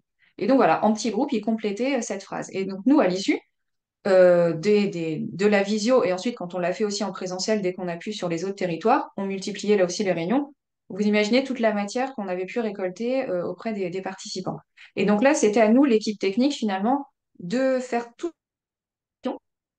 ces éléments et de s'assurer que l'ensemble était pris en compte. Et donc ça rejoint aussi peut-être la question tout à l'heure dans le chat de dire est-ce que la vision est assez ambitieuse? Nous aussi, on veillait à ce que finalement elle soit réaliste par rapport à tout ce qui avait été dit. Et donc, on la faisait valider par les élus. Parce qu'on a effectivement aussi toute une démarche administrative qu'on ne peut pas zapper dans un projet alimentaire de territoire. Il doit y avoir des phases de validation par les élus. C'était aussi comme ça qu'on avait présenté la démarche, en tout cas. Chacun a son rôle. Le grand public, tout le monde peut participer, mais les élus gardent aussi leur rôle de validation. Et donc, ça a aussi fédéré les résultats parce que les élus pouvaient bien évidemment participer à la définition de la vision commune. Nous, on les invitait très fortement à venir pour qu'ils entendent aussi en direct ce qui se disait par les participants. Et comme ça, ils voyaient que nous, ce qu'on leur proposait comme vision était fidèle. Et donc, une fois cette étape validée, une fois qu'il y avait eu la validation de la vision par les élus, ça nous permettait finalement de recommuniquer auprès du public en leur disant, vous voyez, on a fait la phase de vision commune, voilà ce qu'il en est ressorti, c'est telle vision. Et a fait Caritas, en fait, nous aussi, on a fait des sous-groupes. Alors nous, c'était plutôt des groupes thématiques parce qu'il y a des thèmes qui sont très précis. Par exemple, le foncier. Moi, personnellement, le foncier, j'y connais rien. Donc, on indiquait en fait les grands défis liés à la vision. Il y avait, par exemple, je me suis remis tout à l'heure d'un des territoires, on avait effectivement les filières, le foncier, l'offre alimentaire, la culture alimentaire, l'attractivité des métiers, la gouvernance et aussi, par exemple, comment dire, la restauration collective. Donc, vous voyez, en fonction, nous, on indiquait les différents défis, on indiquait les dates prévues pour ces différents défis, et ensuite, ils venaient qui se sentaient capables de participer. Alors là encore, deux façons de faire. Il y en a qui ont préféré, des territoires ont préféré faire effectivement des petits ateliers de 2 heures par défi, et d'autres ont préféré faire des grosses journées où tous les défis étaient proposés, et les personnes allaient aux défis auxquels ils se sentaient effectivement capables de participer quand même. On n'obligeait personne à aller sur des défis où le thème leur parlait pas du tout. Mais donc là, ça permettait en fait, vous voyez, de toujours garder le lien avec le grand public en disant étape par étape. Et ce qu'on s'est rendu compte finalement à ce moment-là aussi, c'est qu'on n'avait pas forcément fait l'analyse du contexte avec tous ces participants, parce que il y en avait énormément. Donc l'analyse du contexte, on l'a fait aussi nous en équipe technique après la phase de vision. Généralement, on a pu voir émerger peut-être parfois des jeux d'acteurs, des postures, et ce qui nous a permis, nous, effectivement, aussi, on l'avait fait encore en amont même de la vision, de s'assurer qu'on invitait bien le maximum d'acteurs concernés par la thématique. Et ce qui nous permettait aussi de nous assurer que notre communication allait être prête suffisamment en amont pour toucher le maximum de personnes. Mais on a voilà, fait quand même ce temps en petits groupes techniques pour bien s'assurer qu'on allait utiliser voilà, les bons canaux de communication, que ça allait toucher les bonnes personnes, parce qu'effectivement, on ne va pas toucher de la même façon le grand public qu'un agriculteur, qu'un artisan. Et donc ensuite, si tu me posais voilà, la question un petit peu s'il y a eu des difficultés, en fait, les AOC, il faut aussi, c'est ça qui n'était pas évident, c'est qu'il y a aussi un temps d'appropriation par l'équipe technique de chaque territoire, et ce qui n'était pas forcément évident, ce qui fait qu'il n'y a pas eu de posture vraiment finalement de rejet de la méthode, c'était plus finalement parfois on va dire des jeux d'acteurs ou des difficultés de communication en fait. Et il y a un territoire qui est un petit peu moins bien accroché parce qu'ils avaient historiquement eu des difficultés à faire concerter la population sur d'autres plans d'action. Donc c'est vrai qu'ils partaient un petit peu pessimistes. Et finalement, ils ont voulu pré-planifier l'ensemble des réunions. C'est-à-dire qu'ils ont pré-planifié la vision, l'activité en même temps. C'est-à-dire qu'en fait, il y avait un flyer avec toutes les dates. Et ce qui fait qu'on n'a pas eu ce moment, comme je vous ai dit, qui était intéressant. C'est-à-dire que sur les autres territoires, ce qu'on avait fait, c'est une fois qu'on a vu la vision, on relançait une phase de communication avec les différents défis. Et là, en fait, les personnes n'avaient qu'une liste de plein de réunions sans savoir exactement pour quel thème ils venaient. Donc, ce qui fait que voilà, ça avait été un petit peu compliqué. Mais c'est aussi parce que c'est un territoire qui avait moins de moyens humains. Et donc, la personne en charge du PAT était aussi en charge de plein d'autres choses. Elle n'avait pas que ce projet-là à gérer. Et donc, voilà, c'est aussi ce qui a fait des fois un petit peu des difficultés. Et donc, la résultante, c'est qu'on n'a pas forcément une représentativité des structures et des habitants du territoire, puisque comme il y avait peu de personnes, forcément, on se dit, est-ce que c'est bien représentatif? En même temps, leur projet, c'était pas forcément d'avoir un plan d'action hyper large, parce qu'ils savaient que derrière, ils n'auraient pas forcément beaucoup de moyens pour le mettre en place. Mais on sait qu'il y a quelques thématiques qui ne sont pas ressorties qui sont pas sorties lors de la phase de concertation, qui auraient dû ressortir. Donc, on a quand même lancé un groupe de travail à côté pour un petit peu rattraper ça. Mais on voit, voilà, toute la difficulté, en fait, c'est aussi la communication. Enfin, il faut vraiment travailler main dans la main avec le service communication de la collectivité, de les prévenir que bah, des fois, on n'aura pas forcément un laps de temps très très large entre la vision et la phase chemin du changement. Je pense que j'ai pas oublié d'éléments dans cette question-là. Sinon, n'hésitez pas, vous, si vous avez des points sur lesquels vous voulez que je revienne, que je détaille un peu plus. Parfait. Non, non, mais c'est super. Merci Marion. Et du coup, ça nous permet effectivement d'aborder maintenant le troisième axe de questionnement, qui est en quoi, du coup, peut-on dire que les approches orientées changement proposent une méthode innovante de concertation pour la définition des projets alimentaires du territoire. Quoi, justement, ça se différencie des autres approches. Mais on a dit déjà quelques éléments. Bah, qu'est-ce que ça a apporté de plus? Alors en fait, déjà, j'ai eu un retour très positif donc de la région. C'était la région qui coordonnait justement tout ce projet financier, hein, parce qu'il y en a plusieurs qui ont répondu à ce moment-là, territoire. Et donc il m'a dit effectivement dans les deux qu'il a trouvé les plus aboutis dans les PAT qu'il avait pu consulter, c'était deux des territoires qui avaient été accompagnés par les approches orientées changement. Donc ça montre quand même vraiment que euh, ça a permis effectivement de fédérer les acteurs et d'avoir un plan d'action quand même réaliste et on va dire aussi sur une échelle de temps. C'est-à-dire qu'on a vraiment eu un plan d'action finalement, même si on se projetait en 2040, ça permettait déjà d'avoir un plan d'action sur 5 ans qui était bien calibré et aussi avec quand même des actions. On se dit si on n'a pas eu le temps de les faire dans les 5 ans, eh ben, on sait quand même où on va pour le prochain plan d'action. Ça a permis voilà, de réunir les forces vives, comme je disais tout à l'heure, sur la définition de changements souhaités. Parce que bah, parfois, on fait des plans d'action, mais en fait, on ne sait pas à quoi vise l'action. Il faut qu'on fasse telle action, telle action, telle action, mais pourquoi? Et donc, en fait, ça a permis vraiment, c'est un petit peu, je disais, c'était un petit peu un déclic mental. Parfois, il fallait faire, dans la phase où on animait, donc on a mixé, nous, en même temps, chemin du changement et activité. On le faisait en une seule session. Et souvent, on parlait d'abord des actions et je les re-questionnais, mais pourquoi? À quoi sert cette action? Quel changement vous visez derrière? Et donc ça, en fait, ils ont vraiment apprécié.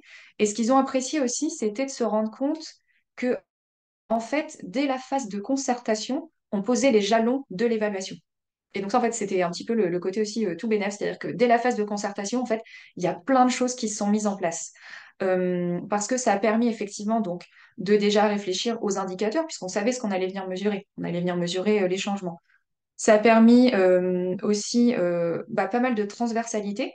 Je pense, comme tout à l'heure, en fait, ce que disait Caritas, voilà, c'était dire, oui, c'était plus public qui d'habitude peut-être n'ont pas l'habitude de dialoguer ensemble. Et ben nous aussi, en fait. C'est vrai que sur certains défis, notamment je repense à la restauration collective, en fait, très, très peu de fois sont réunis à la fois les agriculteurs et les cuisiniers d'un collège. Voilà, en fait, ils se rencontrent jamais. Et donc là, ils ont pu se rencontrer, et ce qui a permis finalement de déjà mettre en place le groupe de travail sur cette thématique. Et donc, je reviendrai dessus après, c'est de dire que finalement, dès la phase de concertation, ça a mis en place ça a permis de co-responsabiliser les acteurs. C'était vraiment l'idée que là, moi, c'était à chaque fois une collectivité qui alimentaire de territoire, mais pour autant, c'est pas la collectivité qui va mettre en place chaque action. Si on réunit tous ces acteurs, déjà parce que parfois elle a juste pas, enfin c'est pas dans ses compétences. Elle n'a pas les compétences d'agir sur certains sujets. Et là, en l'occurrence, c'était le cas. C'est-à-dire que sur la thématique alimentaire, il y avait tellement de thèmes. Parfois, la collectivité porteuse du projet alimentaire n'a pas la compétence d'agir. Donc, il fallait qu'elle réunisse les acteurs finalement un peu comme un chef d'orchestre. C'est-à-dire que le chef d'orchestre, s'il n'est pas là, l'orchestre ne peut pas jouer. Et à l'inverse, s'il n'y a personne pour jouer la partition, il ne se passe rien non plus. Et donc là, c'était ce côté co-responsabilisation, c'est-à-dire que, euh, notamment là, voilà, autour de la restauration collective, la collectivité porteuse du PAT réunit ses acteurs. Donc elle fait cette animation, elle réunit et crée le lieu, et crée l'opportunité. Il y a un dialogue. Derrière, ils définissent des changements concrets qu'ils veulent voir sur une frise temporelle jusqu'à la projection en 2040. Et donc derrière, ça leur fait voilà leur plan d'action à eux, c'est-à-dire que voilà, nous, on va vous accompagner en tant que collectivité, mais c'est vous qui allez jouer votre partition derrière, c'est vous qui allez devoir mettre en place les actions. Et derrière, c'est vous aussi qui allez venir évaluer si vous avez bien pu mettre en place ces actions, est-ce que ces actions ont bien porté le changement que vous souhaitiez voir. Et donc ça, c'est vraiment quelque chose qui était assez innovant en fait, notamment quand j'ai pu voir voilà, les indicateurs d'évaluation de certains autres PAT, finalement, c'était assez classique. Combien de personnes ont participé, combien de réunions de sensibilisation on a fait. Mais finalement, est-ce que ça a apporté un changement ou pas? Et donc, je me demande, ces territoires, au bout de 5 ans, comment est-ce qu'ils se disent, est-ce qu'on fait, du coup, on fait un copier-coller des actions qu'on a déjà faites? En fait, on ne sait pas où on en est. Alors que nous, finalement, grâce à tout ce qui a été fait dans la phase de concertation, à l'issue, on a rédigé le plan d'action et on avait déjà finalement une bonne idée des indicateurs qu'on allait avoir, et donc notamment d'indicateurs de changement. Et donc ça, je pense, c'est vraiment ce qui a fait l'innovation. Ce qu'on a dit, effectivement, les AOC sont pas, c'est pas révolutionnaire voilà, dans le type d'animation, mais par contre, moi, j'ai bien vu ce déclic de dire on définit des changements et nos actions ne sont qu'au service du changement, et c'est ça qu'on va venir évaluer derrière. Merci Marion. Du coup, dernière question avant de passer à une phase de questions-réponses. Un petit peu dans une dimension plus, projetons-nous vers l'avenir. Maintenant, il y a cette expérimentation qui s'est déroulée. Qu'est-ce qui en a découlé, on va dire, en moyen long terme? Quels territoires éventuellement sont parvenus à s'approprier cette méthode? D'autres territoires se sont-ils emparés de cette méthode? Est-ce que cette pratique s'est ancrée sur les territoires concernés, ou est-ce qu'il y en a qui ont mieux marché que d'autres? Qu'en est-il maintenant? Qu'en est-il à présent? Alors, ce que je disais au début, c'est que nous, en fait, si on a accompagné ces 3 territoires, c'était dans une démarche d'expérimenter la méthode pour ensuite faire porter à connaissance de ce qui a marché ou pas marché d'ailleurs. De voilà, en tout cas, comment on a pu adapter les AOC au projet alimentaire de territoire. Donc, on s'est dit, on a le temps. On a 18 mois, quoi. On s'est donné voilà, le temps déjà de faire toute la phase de concertation sur chacun des territoires. Il y en avait 3 à faire en parallèle. Et donc, Covid qui nous a déjà donné un laps de temps, là, un petit décalage dans le temps. Et on s'est dit, une fois qu'on a fini l'expérimentation, on rédige voilà, un cahier, on voit comment on valorise derrière. Et en fait, on a eu moins de temps que prévu parce qu'il y a une accélération en Normandie des porteurs de projets alimentaires de territoire liés à un financement en fait, qui incitait fortement à s'y mettre dès maintenant. Donc en fait, quasiment tous les territoires normands s'y sont mis un petit peu en même temps que nous. Et donc, nous, on s'est dit, bah, c'est un peu dommage, c'est-à-dire que nous, on expérimente et en même temps, quand on va leur faire valoir, ils auront fini leur PAT. Donc, on a un petit peu accéléré le mouvement, ce qui fait que dans la phase de valorisation qu'on a fait, on n'a pas forcément pu valoriser le volet comment, évaluation. Mais donc, on a accéléré parce que derrière, en fait, on a un réseau régional des PAT qui est animé par l'ADRAF et la Chambre d'agriculture. Et donc, dans ce réseau, tous les porteurs de PAT sont invités. Et donc, comme nous, on était dans le réseau, on s'est dit, bah, on va profiter aussi de ce réseau pour déjà porter à connaissance le fait que les approches orientées changement peuvent vraiment apporter un plus aux territoires qui se lancent, puisqu'ils partaient de zéro, en fait. Donc, c'est quand même une des façons aussi où on peut utiliser les AOC, même si on peut les utiliser alors que le projet est déjà lancé. Quand on part de zéro, on se dit c'est quand même le bon plan. Donc on s'est appuyé sur ce réseau pour déjà porter à connaissance les approches orientées changement, même si nous, notre petit livret n'était pas encore fini. Et finalement, ça a marché, c'est-à-dire que ça a intéressé des territoires qui m'ont demandé ensuite de venir leur présenter en individuel les AOC. Donc je prenais un temps de 2 heures pour leur présenter voilà, comment nous on l'avait sur les territoires. En termes d'animation, voilà à quoi ressemblait finalement une animation d'une vision, une animation, et à quoi ils pouvaient s'attendre comme résultat à l'issue de chaque vision.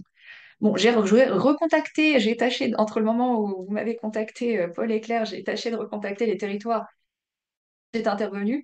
J'ai pas eu trop de réponses, donc je sais pas trop si ça leur a été utile ou pas. Mais ce qu'il en est, nous, en tout cas, derrière, c'est qu'on a pu quand même aboutir effectivement à la rédaction d'un cahier. On a également fait un webinaire pour porter à connaissance voilà, comment les AOC avaient pu être utiles au PAT.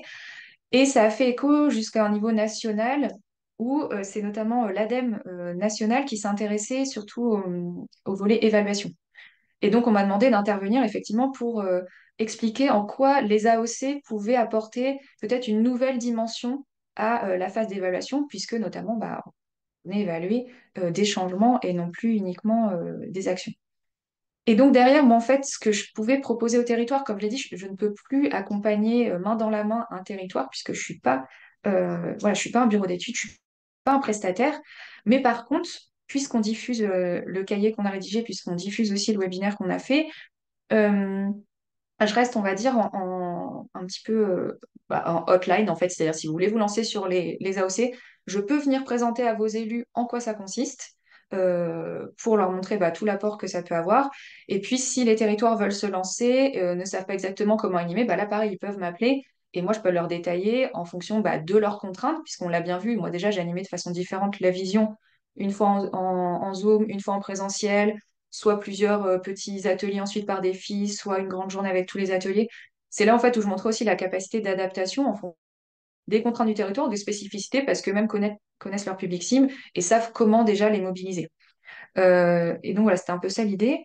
Mais effectivement, on n'a pas pu nous-mêmes évaluer si toute la diffusion qu'on a fait derrière a servi à des territoires. Mais par contre, là, une des dernières news de la semaine dernière, en fait, c'est que dans un autre projet sur une autre thématique, donc la mobilité, où nous, là, coordinateur régional de plusieurs territoires, un des territoires a eu connaissance du coup du webinaire et du cahier qu'on a fait et m'a demandé si c'était adaptable à la mobilité, auquel cas j'ai répondu mais bien sûr.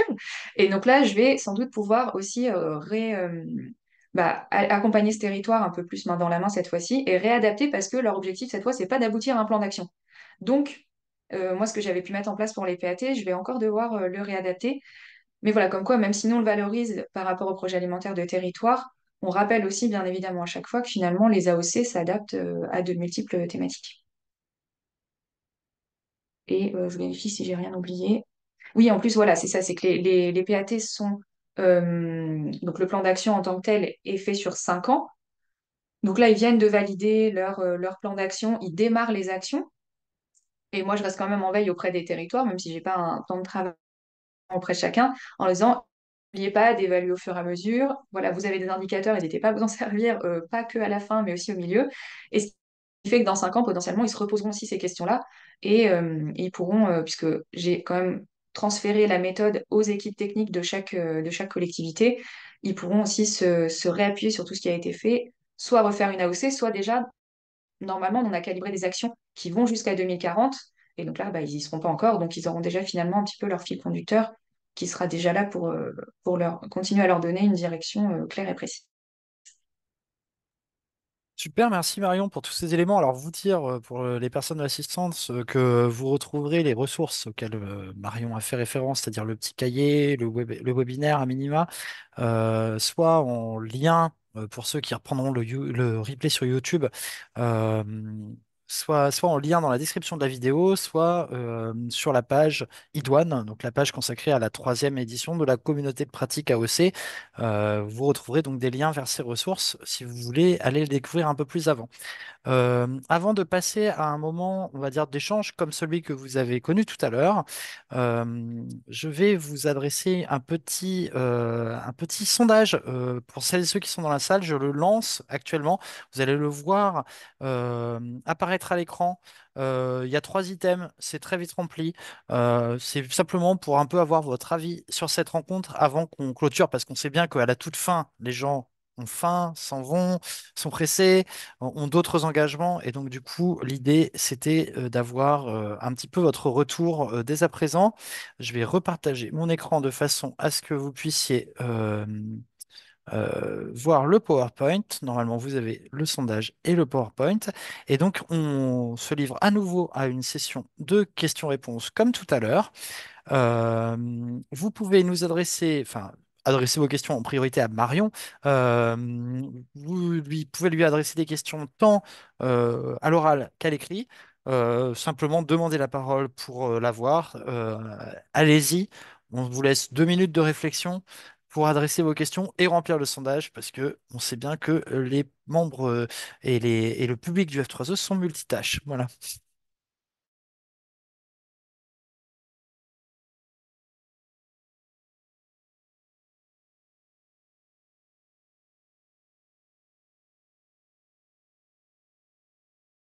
On avait quand même une première question qui était sortie tout à l'heure lors de ta présentation, Marion, de Rémi, qui voulait savoir un petit peu plus précisément ce qu'était un plan alimentaire territorial. Est-ce que tu peux revenir très brièvement, un projet alimentaire territorial, est-ce que tu peux revenir très brièvement sur cette notion et son histoire, etc., même si on a déjà eu des éléments de réponse dans ton intervention.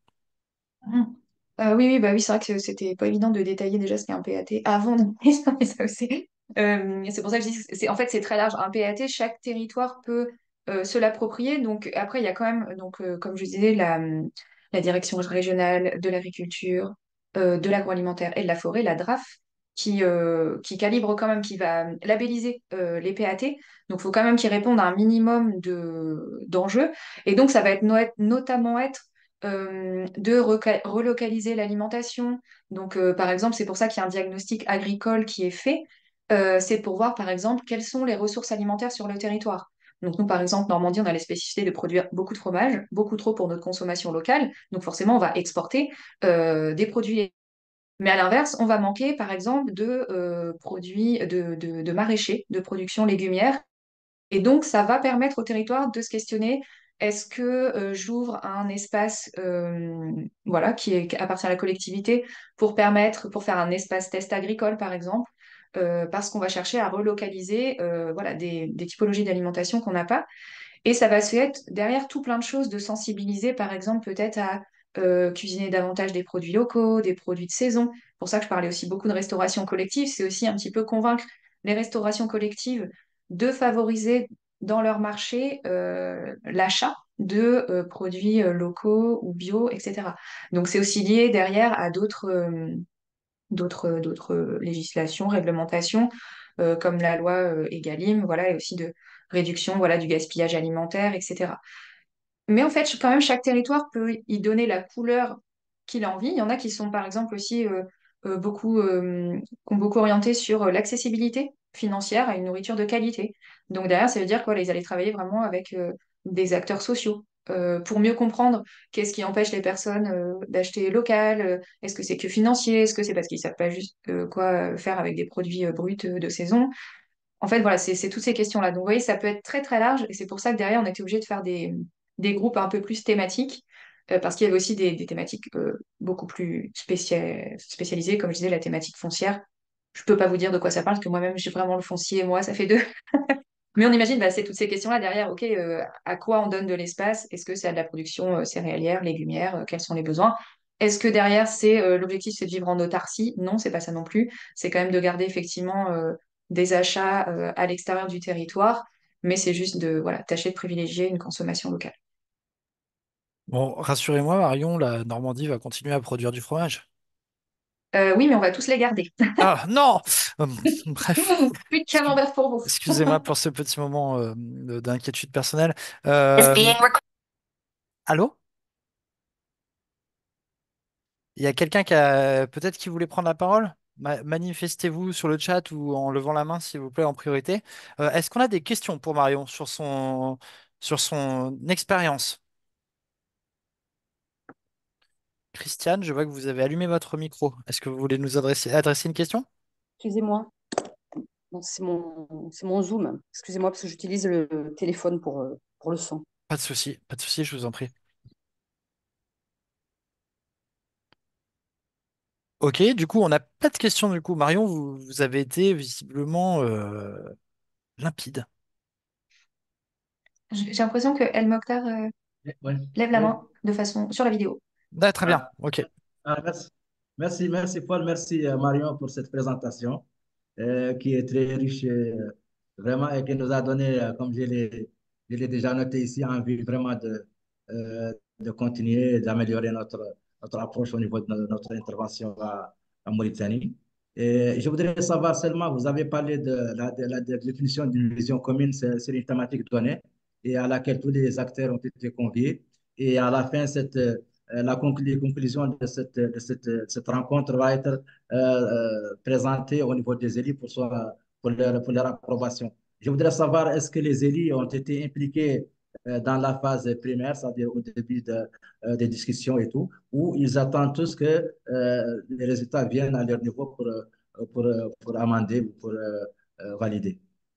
Hmm. Oui, merci pour cette question. Bah, en fait, on les invitait toujours justement aux ateliers de la définition de la vision. C'était vraiment, nous, notre objectif, c'est qu'ils viennent déjà participer. Après, par contre, ce dont on s'est rendu compte, euh, c'est qu'il fallait veiller, nous, quand on faisait les petits groupes, parce qu'on avait aussi des techniciens, des collectivités qui venaient, etc. Et un peu comme vous, des fois, on se dit, des fois, ça peut brider la parole quand il y avait un élu à la table. Souvent, l'élu, il va prendre un petit peu de place, donc lui-même, il va beaucoup transmettre la vision qu'il a. Et c'était à nous, en tant qu'animateurs, animatrices, de veiller à bien répartir la parole quand on faisait émerger justement les différents éléments. Donc voilà, en fait, on les invite à participer, mais sachant qu'ils allaient être présents, on faisait attention à qui y avait d'autres sur la table pour que chacun se sente à l'aise de participer, en fait. Et donc, derrière, ce qui fait quand voilà, eux-mêmes pouvaient s'exprimer, bien évidemment, mais fallait pas que leur place, oui, leur parole prenne trop de place. Ils étaient comme tous les participants. Tout le monde à la même, à la même échelle. Merci beaucoup. Merci Mokhtar pour la question et Marion pour la réponse. On a du coup des gens d'une part qui soulignent la limpidité de la présentation de Marion sur le chat, donc ça c'était une très bonne chose. Et on a une curiosité de la part de Rémi qui s'interroge si cette expérience était à refaire, est-ce que tu maintiendrais les deux formes d'organisation des ateliers vision et de définition des défis? Sur une question assez précise. Bah, en fait, oui, parce que de toute façon, on s'adaptait au territoire. Donc, j'ai envie de dire, pas le choix. Euh, de côté réplication, en tout cas, le fait de devoir faire, démultiplier les ateliers.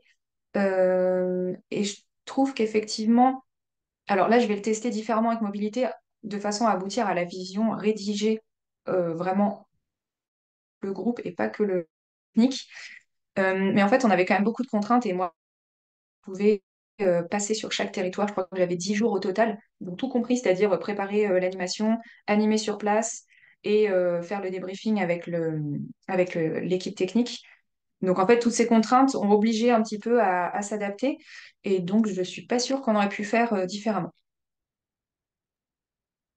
Merci Marion pour cet apport. On a Khalifa qui lève la main. Khalifa, je vous donne la parole.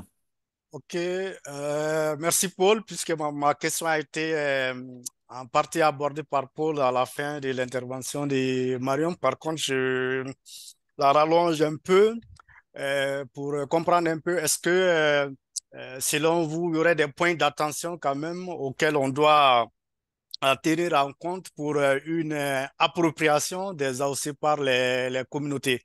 Puisque c'est aussi un aspect qui nous intéresse beaucoup en se disant qu'on met en place des AOC dans un objectif premier de faciliter en tout cas la mise en œuvre de nos actions, mais au-delà, c'est de laisser un patrimoine au niveau des collectivités afin qu'elles puissent s'en servir pour des actions portées par eux-mêmes ou avec d'autres partenaires.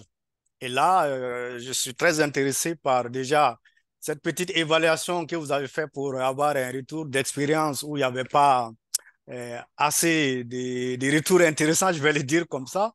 Par contre, est-ce qu'il y a une petite leçon à tirer pour, en termes de points d'attention pour que cela soit dans le futur? Et surtout pour nous qui sommes dans des processus similaires. Merci. Ouais, pour être sûr de bien comprendre la question, c'est en fait comment faire en sorte que les territoires avec lesquels on travaille s'approprient bien la méthode et puissent ensuite eux-mêmes la réutiliser peut-être d'une autre façon. C'est bien ça la question, ouais. Euh, oui, bah en fait, c'est pour ça que c'est pas évident quand on démarrait finalement les AOC, on n'avait pas le temps d'expliquer forcément toute la méthode, tout ce que ça impliquait derrière. Donc on s'est dit, on commence avec eux, avec l'équipe technique, avec les élus, et au fur et à mesure, on leur expliquera finalement comment ça fonctionne. Donc ça a parfois créé des petits parce que c'était pas évident de transférer tout le temps correctement la méthode. Mais au final, comme ils ont vu le résultat qui pour eux était vraiment pratique, c'est-à-dire qu'ils avaient abouti à leur plan d'action, donc ils ont vu effectivement en quoi les AOC leur avaient finalement été utiles.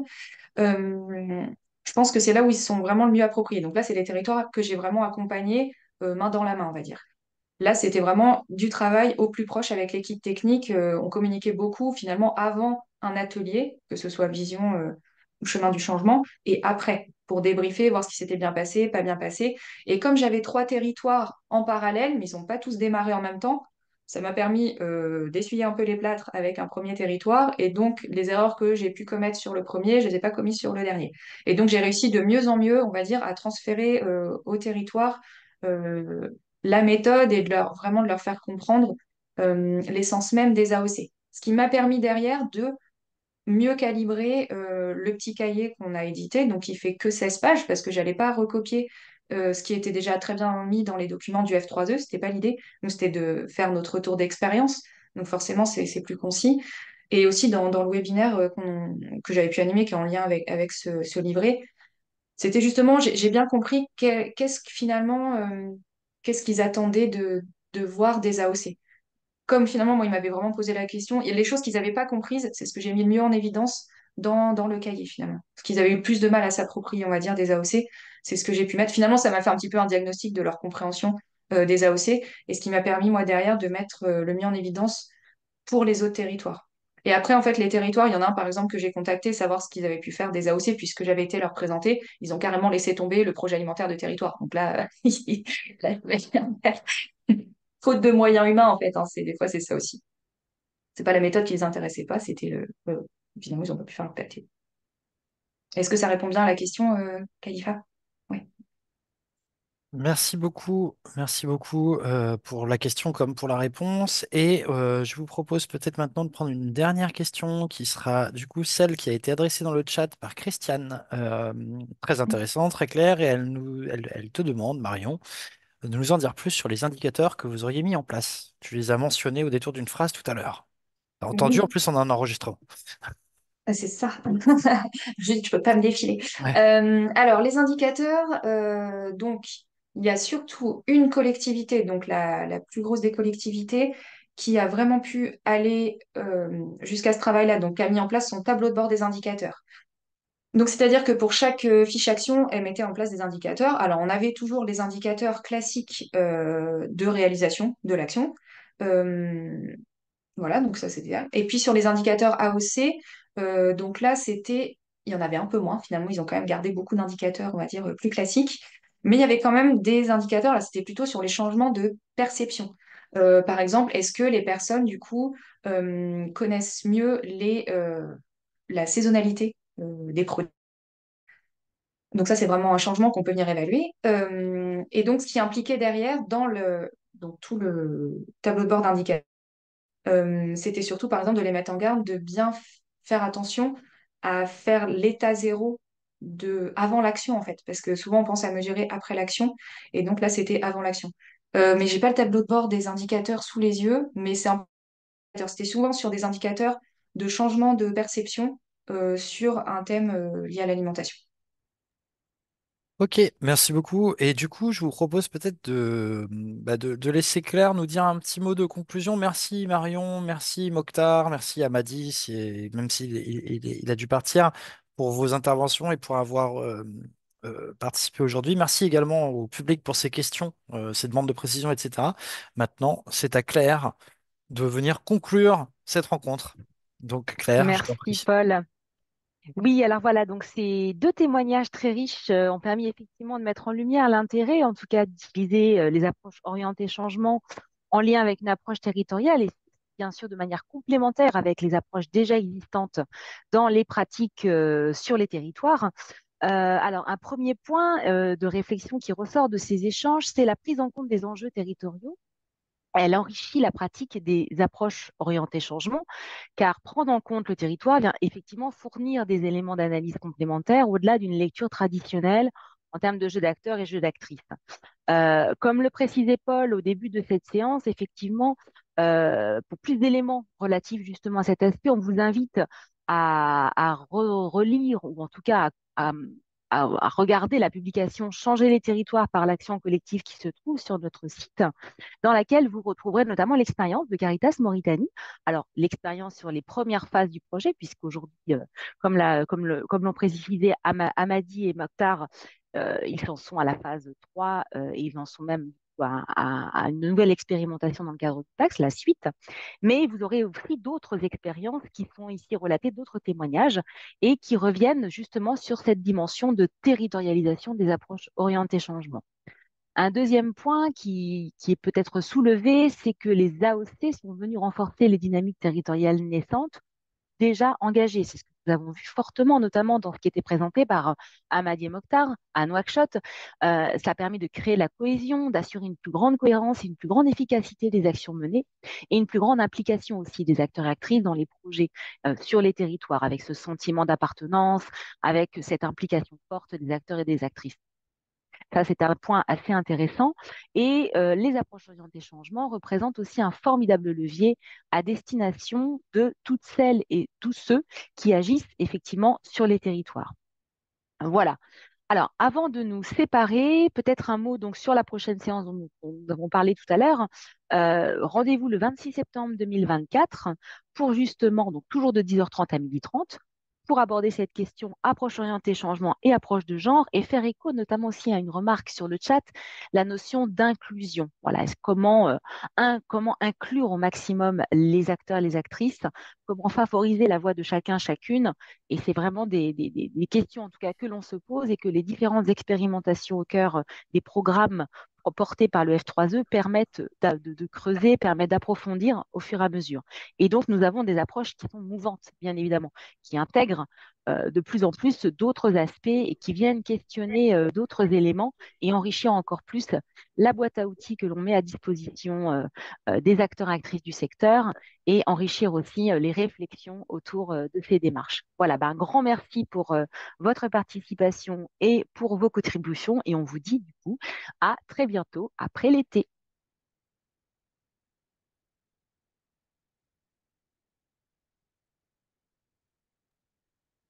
Au revoir. Au revoir. Merci beaucoup Mokhtar. Merci Et beaucoup. puis à très bientôt, peut-être la semaine prochaine, on va se voir. On va se voir, Inch'Allah. Merci Mokhtar. Merci, merci. Merci à tout le monde. Au Merci revoir et merci Marion. au Je ne sais pas F3E, si hein. tu es Oui. partie. Oui, merci beaucoup Merci. Marion. Très très chouette.